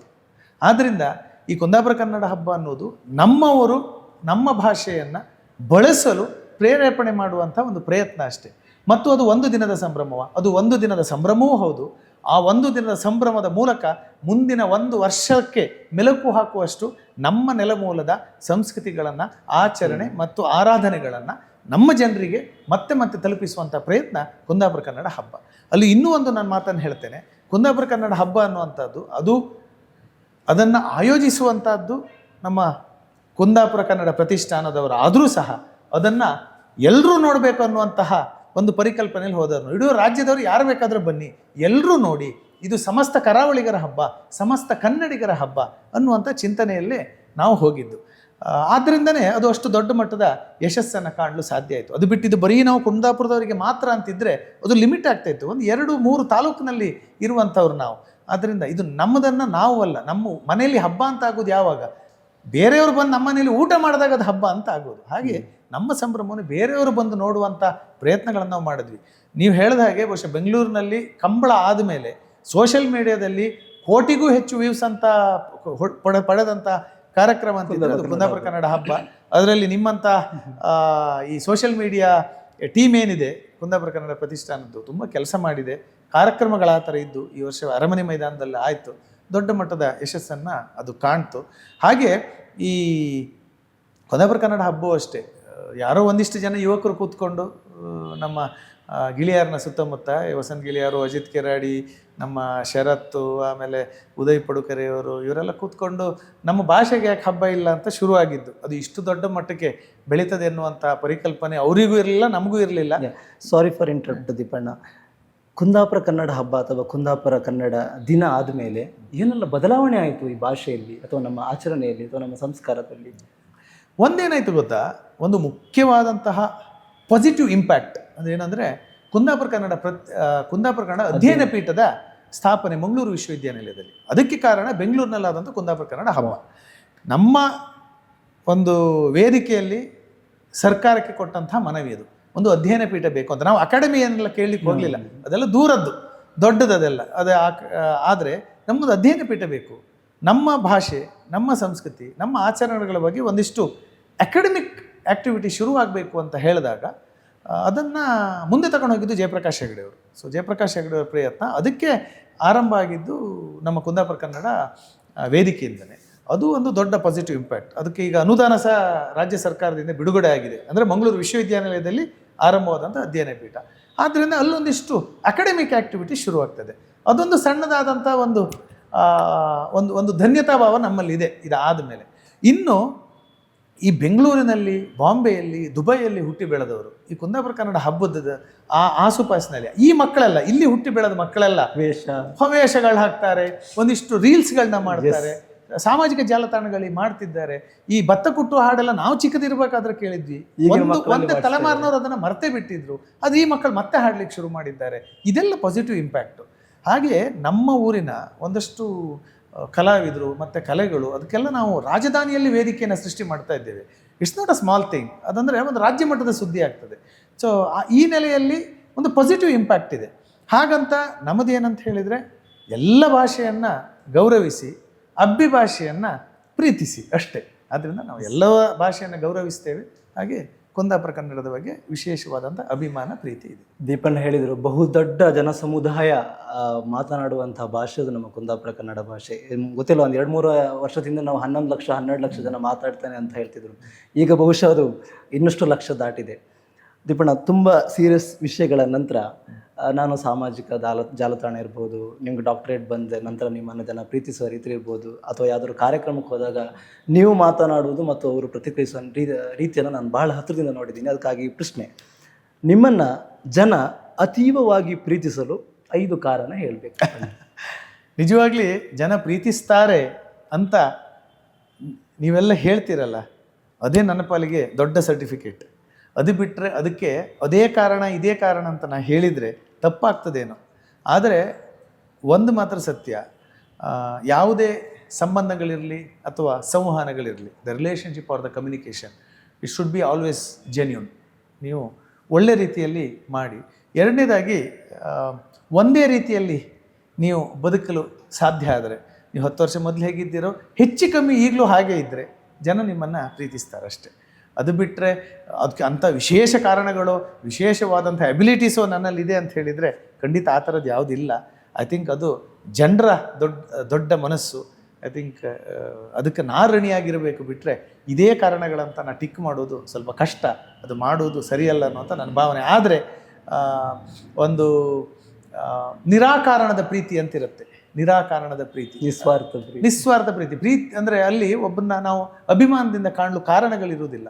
ಸೊ ಹಾಗೆ ಅಂಥ ಒಂದಿಷ್ಟು ನಿರಾಕಾರಣದ ಅಭಿಮಾನಗಳು ನನಗೂ ಒಂದಿಷ್ಟು ಜನರ ಮೇಲಿದೆ, ಒಂದಿಷ್ಟು ಜನರಿಗೆ ನನ್ನ ಮೇಲಿದೆ ಅಷ್ಟೇ. ಅದಕ್ಕಿಂತ ಹೊರತಾದಂಥದ್ದು ಅಂತಹ ಏನೋ ದೊಡ್ಡದೇನೋ ನಾನು ಸಾಧಿಸಿದ್ದೇನೆ ಅಥವಾ ದೊಡ್ಡ ಜನಸಂದೋಹ ನನ್ನ ಹಿಂದೆ ಇದೆ ಅಥವಾ ನನ್ನ ಜೊತೆ ಇದೆ ಅನ್ನುವಂಥ ಯಾವ ಒಂದು ಭ್ರಮೆಗಳಿಲ್ಲ. ಸತ್ಯ ಅಂತ ಹೇಳಿದರೆ ನಿಮ್ಮ ಥರದವರು ಒಂದಿಷ್ಟು ಜನರ ಜೊತೆ ಜೆನ್ಯೂನ್ ಆಗಿ ಒಳ್ಳೆ ರೀತಿಯಲ್ಲಿ ಇದ್ದೇವೆ, ಅದು ಮಾತ್ರ ಸತ್ಯ ಅಷ್ಟೇ. ದೀಪಣ್ಣ, ಸದಾ ನಗ್ತಾ ಇರ್ತೀರಿ. ವರ್ಕ್ ಪ್ರೆಷರ್, ವೃತ್ತಿ ಪ್ರವೃತ್ತಿ, ಕಾರ್ಯಕ್ರಮದ ಅದರ ಆಚೆ ನಿಮ್ಮ ಮುಖದಲ್ಲಿ ಸದಾ ನಗು ಇರುತ್ತೆ. What is the reason behind ಅಂತ ನನ್ನ ಪ್ರಶ್ನೆ. ಅಲ್ಲ, ಅಂದರೆ ನಗಾಡಲಿಕ್ಕೆ ಕಾರಣ ಬೇಡ. ನಿಮ್ಮ ಮನಸ್ಸು ಕಾಮಾಗಿದ್ದರೆ ನೀವು ನಗಾಡ್ತೀರಿ. ಮುಖ ಅಂತ ಹೇಳಿದರೆ ನಿಮ್ಮ ಮನಸ್ಸಿನ ಕನ್ನಡಿ ಅಂತೆ.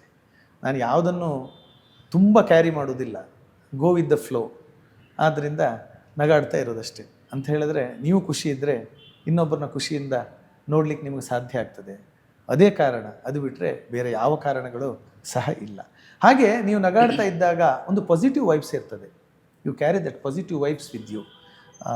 ಈಗ ನಾವೇ ಆಗಲಿ ಒಬ್ಬರು ನಗಾಡ್ತಾ ಇದ್ದರೆ ಅವ್ರ ಹತ್ರ ಹೋಗಿ ಮಾತಾಡ್ತೇವೆ, we approach them, we talk to them. ಆ ಥರದ ಒಂದು ಪಾಸಿಟಿವ್ ವೈಬ್ಸನ್ನು ನೀವು ಕ್ಯಾರಿ ಮಾಡಬೇಕಂತ ಹೇಳಿದರೆ ನೀವು ಒಂದು ನಗಾಡ್ತಾ ಇರಬೇಕು, ಆರಾಮಾಗಿರಬೇಕು ಅಷ್ಟೇ. ಎಸ್ ದೀಪಣ್ಣ, ಹೀಗೆ ನಗ್ತಾ ಇರಿ. ಈ ನಗು ಇನ್ನೊಬ್ಬರ ನಗುವಿಗೆ ಮೇ ಬಿ ಕಾರಣವಾಗಲಿ ಅಂತ ಹೇಳ್ತೀನಿ.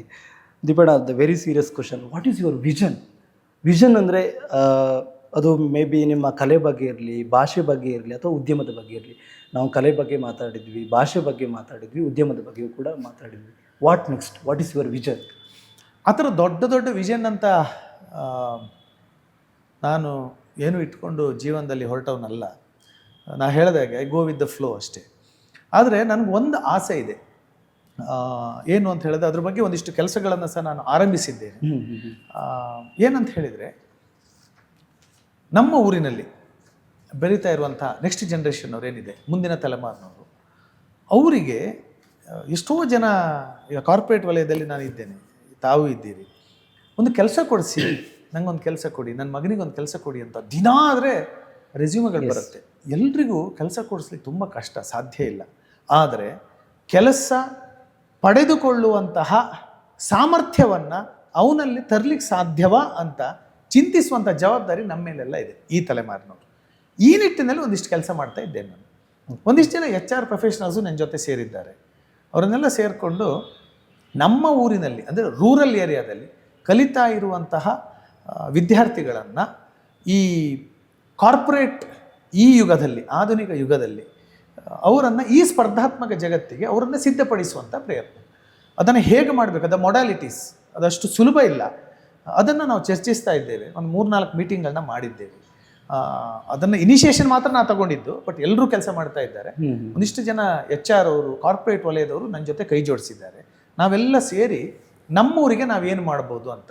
ಇದು I think the minimum what we can do. ಅಂದರೆ ಮತ್ತೇನು ಬೇಡ, ನಮ್ಮ ವೃತ್ತಿ ಜೀವನದ ಒಂದಷ್ಟು ಜ್ಞಾನ ಅಥವಾ ನಾಲೆಜ್, ಕಾರ್ಪೊರೇಟ್ ನಾಲೆಜ್, ಅದ್ರ ಜೊತೆ ನಮ್ಮದು ಒಂದಿಷ್ಟು ಸಮಯ, ಅದಷ್ಟನ್ನು ಕೊಟ್ಟರೆ ಒಂದಿಷ್ಟು ಪಾಸಿಟಿವ್ ಇಂಪ್ಯಾಕ್ಟನ್ನು ತರ್ಬೋದು ಅನ್ನುವಂಥ ಒಂದು ಆಸೆ ನನಗಿದೆ. ಸೊ ಇದನ್ನು ನಾವು ಹೇಗೆ ಕಾರ್ಯಗತ ಮಾಡುವುದು ಅನ್ನೋದ್ರ ಬಗ್ಗೆ ಕೆಲಸ ಮಾಡ್ತಾ ಇದ್ದೇವೆ. ಸೊ ಆದ್ದರಿಂದ ಬಹುಶಃ ನನ್ನ ಮುಂದಿನ ಪ್ರಯತ್ನ ಅದನ್ನು ವಿಷನ್ ಅಥವಾ ದೊಡ್ಡ ದೊಡ್ಡ ಶಬ್ದ ನಾನು ಕೊಡೋದಿಲ್ಲ, ಮುಂದಿನ ಪ್ರಯತ್ನ. ಹಾಗೆ ಇನ್ನೊಂದು ಆಸೆ ಇದೆ ನನಗೆ, ಬಹುಶಃ ಇದನ್ನು ಮಾಡುವಲ್ಲಿ ನಾನು ಬಹುಶಃ ತುಂಬ ಸಣ್ಣವನೇನೋ, ಏನಂತ ಹೇಳಿದರೆ ನಮ್ಮ ಊರಿಂದ ಹೊರಗಡೆ ಹೋಗಿ ದೊಡ್ಡ ದೊಡ್ಡ ಉದ್ಯಮಗಳನ್ನು ಸ್ಥಾಪಿಸಿ ಯಶಸ್ವಿ ಆದವರಿದ್ದಾರೆ. ದೊಡ್ಡ ದೊಡ್ಡ ಉದ್ಯಮಿಗಳು ಇವತ್ತು ಬಾಂಬೆಯಲ್ಲಿ ಹೋಗಿ, ಬೆಂಗಳೂರಿನಲ್ಲಿದ್ದಾರೆ, ಸ್ಪೆಷಲಿ ಮ್ಯಾನುಫ್ಯಾಕ್ಚರಿಂಗ್ ಸೆಕ್ಟರ್ಸಲ್ಲಿದ್ದಾರೆ, ಹಾಸ್ಪಿಟಾಲಿಟಿಯಲ್ಲಿದ್ದಾರೆ, ಎಲ್ಲ ಇದ್ದಾರೆ. ಅವರಿಗೆ ನಮ್ಮೂರಿನಲ್ಲಿ ಸ್ವಲ್ಪ ವಾಪಸ್ ಬಂದು ಒಂದಿಷ್ಟು ಇನ್ವೆಸ್ಟ್ಮೆಂಟ್ಗಳನ್ನ ಮಾಡಿ ಒಂದಿಷ್ಟು ಉದ್ಯೋಗ ಸೃಷ್ಟಿ ಮಾಡಿ ಅಲ್ಲಿ ಅಂತ. ಯಾಕಂತ ಹೇಳಿದ್ರೆ ನನಗೊಂದು ಚಿಕ್ಕ ಭಯ ಇದೆ, ಇನ್ನೊಂದು 15-20 ವರ್ಷದಲ್ಲಿ ಕರಾವಳಿ ಅನ್ನುವಂಥದ್ದು ಒಂದು ವೃದ್ಧಾಶ್ರಮ ಆಗ್ತದಾ ಅಂತ.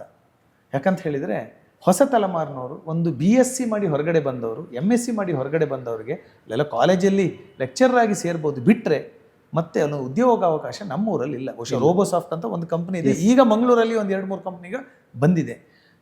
ಇದರಲ್ಲಿ ರಾಜಕೀಯ ಇಚ್ಛಾಶಕ್ತಿ ಅನ್ನೋದು ತುಂಬ ಮುಖ್ಯ ಆಗ್ತದೆ. ಆದ್ದರಿಂದ ಈ ರಾಜಕೀಯ ಇಚ್ಛಾಶಕ್ತಿ ಮತ್ತು ಈ ಉದ್ಯಮಿಗಳ ಇಚ್ಛಾಶಕ್ತಿಗಳನ್ನು ಒಟ್ಟು ಮಾಡಿ ನಮ್ಮೂರಿಗೆ ಒಂದಿಷ್ಟು ಇನ್ವೆಸ್ಟ್ಮೆಂಟ್ ಬರುವ ಥರ ಮಾಡಿ ಅಲ್ಲೊಂದಿಷ್ಟು ಉದ್ಯೋಗ ಸೃಷ್ಟಿ ಮಾಡುವಂತಹ ಪ್ರಯತ್ನ. ಬಹುಶಃ ಇದನ್ನು ಮಾಡ್ಲಿಕ್ಕೆ ನಾನು ತುಂಬ ಚಿಕ್ಕವನೇನೋ, ಆದರೆ somewhere it has to start, the thinking has to start. ಈ ಥರದೊಂದು ಪ್ರಯತ್ನವನ್ನು ಮುಂದಿನ ದಿನದಲ್ಲಿ ಮಾಡಲು ಸಾಧ್ಯವಾ ಅಂತ ಒಂದಿಷ್ಟು ಜನರ ಜೊತೆ ಚರ್ಚಿಸಬೇಕು, ಒಂದು ಪ್ರಯತ್ನ ಮಾಡಬೇಕು. ಸೊ ಅದರಲ್ಲಿ ಸಕ್ಸಸ್ಸು ಆಗ್ಬೋದು, ಫೇಲು ಆಗ್ಬೋದು, ಬಟ್ ಈ ನಿಟ್ಟಿನಲ್ಲಿ ಒಂದು ಪ್ರಯತ್ನ ಮಾಡಬೇಕು ಅನ್ನೋ ಒಂದು ದೂರಗಾಮಿ ಆಸೆ ನನ್ನಲ್ಲಿದೆ. ಎಸ್, ನಿಮ್ಮ ಪ್ರಯತ್ನಗಳು ಹೀಗೆ ಮುಂದುವರಿಲಿ ದೀಪಣ್ಣ. ನೀವು ಕಾರ್ಪೊರೇಟಲ್ಲಿ ಕೆಲಸ ಮಾಡ್ತಿದ್ರಿ, ಸಾಂಸ್ಕೃತಿಕ ಕಾರ್ಯಕ್ರಮದಲ್ಲಿದ್ದಿರಿ, ತುಂಬ ಜನಸಮೂಹದ ಮಧ್ಯೆ ಇರ್ತೀರಿ ಯಾವಾಗಲೂ ಕೂಡ. ಸೊ ನಿಮ್ಮ ಲೈಫಿನ ಜರ್ನಿಯನ್ನು ಮಾತಾಡ್ತಾ ಬಂದಾಗ ನನಗೆ ಈ ಕ್ವಶನ್ ಹುಟ್ಕೊಂಡಿದ್ದು, ಪಾಸಿಟಿವ್ ಆ್ಯಟಿಟ್ಯೂಡ್ ಅಥವಾ ಆರ್ಗನೈಸ್ಡ್ ಥಿಂಕಿಂಗ್ ಅಥವಾ ಕಾಂಪಿಟೆನ್ಸಿ ಒಬ್ಬ ಯಶಸ್ವಿ ವ್ಯಕ್ತಿಗೆ ಎಷ್ಟು ಮುಖ್ಯ ಅನ್ನೋದು ಪ್ರಶ್ನೆ. ಪಾಸಿಟಿವ್ ಆ್ಯಟಿಟ್ಯೂಡ್ ಇದ್ದವನು ಮಾತ್ರ ಏನಾದರೂ ಜೀವನದಲ್ಲಿ ಸಾಧಿಸ್ಲಿಕ್ಕೆ ಸಾಧ್ಯ ಇದೆ. ಓಕೆ, ನಾನೊಂದು ಮಾತು ಹೇಳಿದೆ, ಯದ್ಭಾವಂ ತದ್ಭವತಿ, ಯದ್ಭಾವಂ ತದ್ಭವತಿ. ನಿಮ್ಮ ಭಾವಗಳು ಮತ್ತು ಚಿಂತನೆಗಳು ಏನಿದೆ ಅದೇ ನಿಮ್ಮ ಜೀವನದಲ್ಲಿ ಆಗ್ತದೆ. ಆದ್ದರಿಂದ ಈ ಪಾಸಿಟಿವ್ ಆ್ಯಟಿಟ್ಯೂಡ್ ಅನ್ನೋದು ಮಾತ್ರ ನಿಮ್ಮನ್ನು ಧನಾತ್ಮಕವಾದಂತಹ ಫಲಿತಾಂಶದೆಡೆಗೆ ಕೊಂಡುಕೊಂಡು ಹೋಗ್ಲಿಕ್ಕೆ ಸಾಧ್ಯ ಇದೆ. ಸೊ ಜೀವನದಲ್ಲಿ 2 ಇರ್ತದೆ, ಒಂದು ಕ್ಯಾರೆಕ್ಟರ್, ಇನ್ನೊಂದು ಕಾಂಪಿಟೆನ್ಸಿ ಅಂತ. ಕೆಲವು ಕ್ಯಾರೆಕ್ಟರ್ ಇನ್ಬಿಲ್ಟ್ ಇರ್ತದೆ, ಅದನ್ನು ನಾವು ತುಂಬ ಬದಲು ಮಾಡ್ಕೊಳ್ಳಿಕ್ಕೆ ಆಗೋದಿಲ್ಲ. ಆದರೆ ಕಾಂಪಿಟೆನ್ಸಿ ಅದನ್ನು ನಾವು ಡೆವಲಪ್ ಮಾಡ್ಕೊಳ್ಳಿಕ್ಕಾಗತ್ತೆ, ಅದನ್ನು ನಾವು ಮಾಡಿಕೊಳ್ಳೇಬೇಕು. ಆಮೇಲೆ ಇನ್ನೊಂದು ಏನು ಅಂತ ಹೇಳಿದರೆ, ಬದಲಾಗುತ್ತಿರುವಂತಹ ಸಮಾಜ, ಬದಲಾಗುತ್ತಿರುವಂತಹ ಪ್ರಪಂಚ, ಇದರಲ್ಲಿ ನಮ್ಮನ್ನು ನಾವು ಅಪ್ಗ್ರೇಡ್ ಮಾಡ್ಕೊಳ್ತಾ ಇರಬೇಕು. ಈ ಇಲ್ಲ ಅಂತ ಹೇಳಿದರೆ ವಿಲ್ ಬಿ ಲೆಫ್ಟ್ ಬಿಹೈಂಡ್, ನಾವು ಹಿಂದೆ ಉಳಿದು ಬಿಡ್ತೇವೆ. ಆದ್ದರಿಂದ ನಮ್ಮನ್ನು ನಾವು ಅಪ್ಗ್ರೇಡ್ ಮಾಡ್ಕೊಳ್ತಾ, ಆಮೇಲೆ ಆಲ್ವೇಸ್ ಥಿಂಕ್ ಪಾಸಿಟಿವ್. ಏನೋ ನಾವು ಮಾಡಬೇಕಾದ್ರೆ ಸಕ್ಸಸ್ ಆಗ್ತೇವೆ ಅಂತಲೇ ಮಾಡಬೇಕು. ನಾವು ಫೇಲ್ಯೂರ್ ಆಗ್ತೇವೆ ಅಂತ ಅಂದ್ಕೊಂಡ್ರೆ ಇಲ್ಲಿ 100 ರೀಸನ್ ಟು ಸ್ಟಾಪ್. ನಿಮ್ಮನ್ನು ನೀವು ಆ ಒಂದು ಪ್ರಯತ್ನದೆಡೆಗೆ ಹೋಗದೇ ಇರಲಿಕ್ಕೆ ನಿಮಗೆ 100 ಕಾರಣಗಳಿರ್ತದೆ. ಆದರೆ ನಿಮ್ಮನ್ನ ಬಗ್ಗೆ ನೀವು ಅಂದರೆ believe in your self, first ನಿಮ್ಮನ್ನು ನೀವು ನಂಬಬೇಕು, think positive and move forward.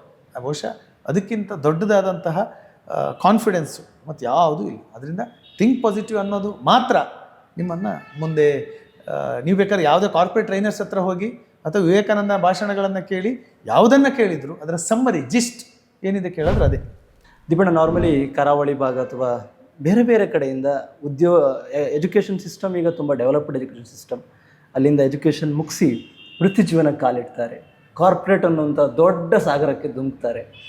ಆ ಕಾರ್ಪೊರೇಟ್ ಲೆವೆಲಲ್ಲಿ ಕೆಲಸ ಮಾಡ್ತಾ ಆಪರ್ಚುನಿಟಿಗಳನ್ನು ಹೇಗೆ ಬಿಲ್ಡ್ ಮಾಡಬೇಕು, ಅಥವಾ ಆ ಕಾರ್ಪೊರೇಟ್ ಲೆವೆಲಿಗೆ ಬಂದು ಇಳಿದ ತಕ್ಷಣ ಆ ಸಾಗರದಲ್ಲಿ ಸಾಮಾನ್ಯವಾಗಿ ಹೇಗೆ ನಾವು ಈಜಬೇಕು ಅನ್ನೋದು ತುಂಬ ಜನರ ಪ್ರಶ್ನೆ ಇರುತ್ತೆ.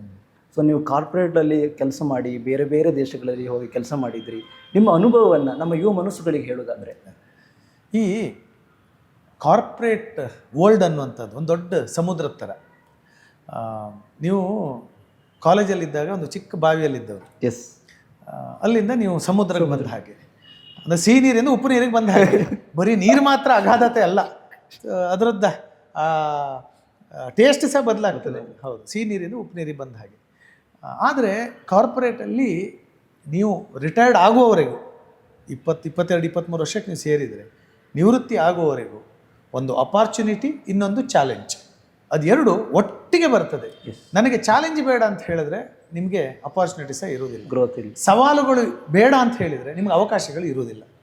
ಸವಾಲುಗಳನ್ನು ನಾನು ಸವಾಲಾಗಿ ತೆಗೆದುಕೊಂಡು ಅದನ್ನು ನಿಭಾಯಿಸ್ತೇನೆ ಅಂತ ಹೇಳಿದರೆ ನಿಮಗೆ ಅವಕಾಶಗಳು ಒಂಥರ ಅದು ಸ್ಕೈ ಹೈ, ನೀವು ಏನು ಬೇಕಾದರೂ ಸಾಧಿಸ್ಬೋದು.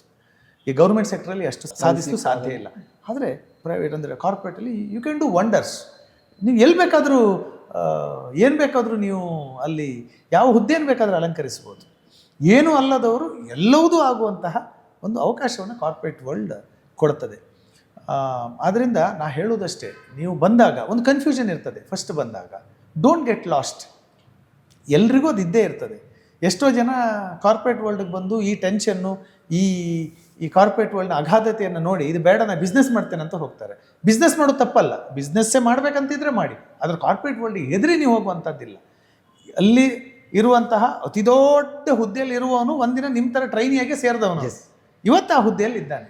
ಆದ್ದರಿಂದ again believe in yourself, have the learning attitude, keep your mind open and move forward, ಅಷ್ಟೇ. ಅದು ಬಿಟ್ಟರೆ ಮತ್ತು ಏನೂ ಇಲ್ಲ.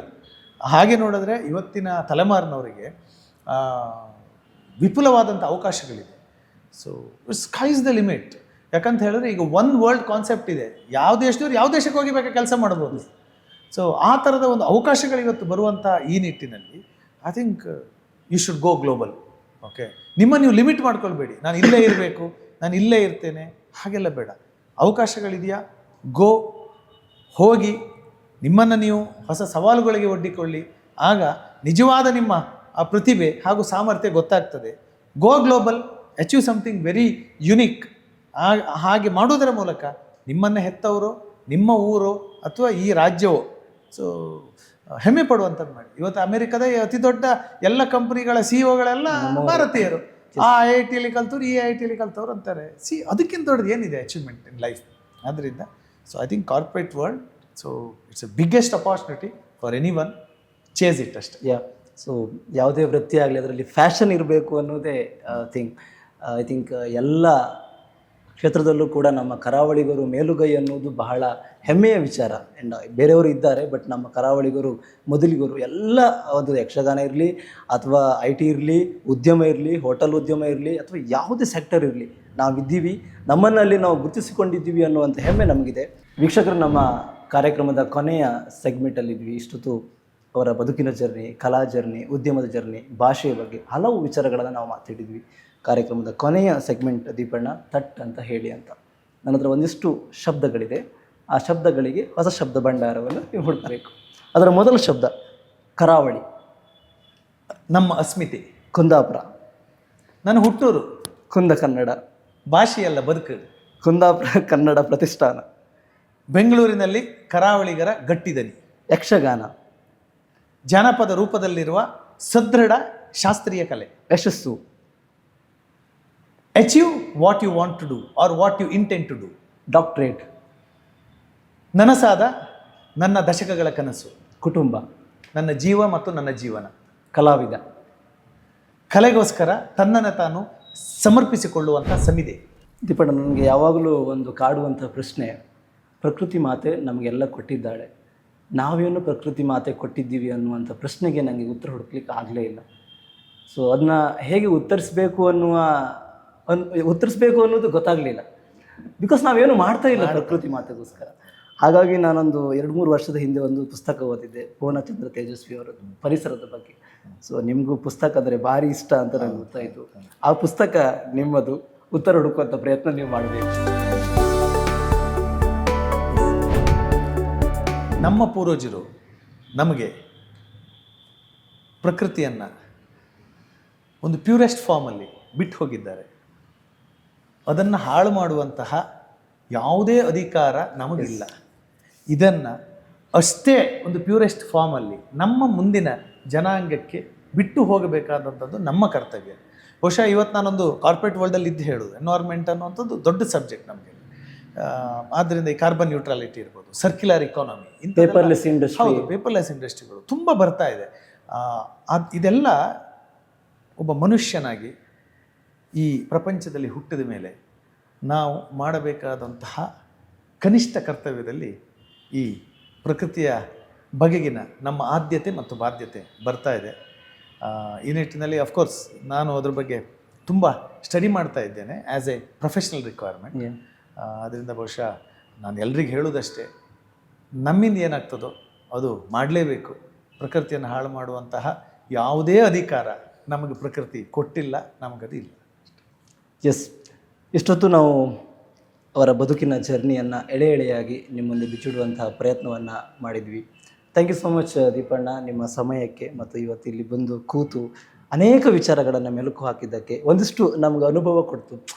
ನಾವು ಯಕ್ಷಗಾನ ಮಾತಾಡುವಾಗ 1930ಕ್ಕೆ ಹೋದ್ವಿ, ಅಷ್ಟು ದಶಕಗಳ ಹಿಂದೆ ಹೋದ್ವಿ. ಉದ್ಯಮ ಕ್ಷೇತ್ರದಲ್ಲಿ ಮಾತಾಡಿದ್ವಿ, ITBT ಬಗ್ಗೆ ಮಾತಾಡಿದ್ವಿ. ಬಹುಶಃ ಒಂದು ಪರ್ಟಿಕ್ಯುಲರ್ ಟಾಪಿಕ್ ಅನ್ನೋದೇ ನಾವು ಹಲವು ವಿಚಾರಗಳ ಬಗ್ಗೆ ಮಾತಾಡಿದ್ವಿ.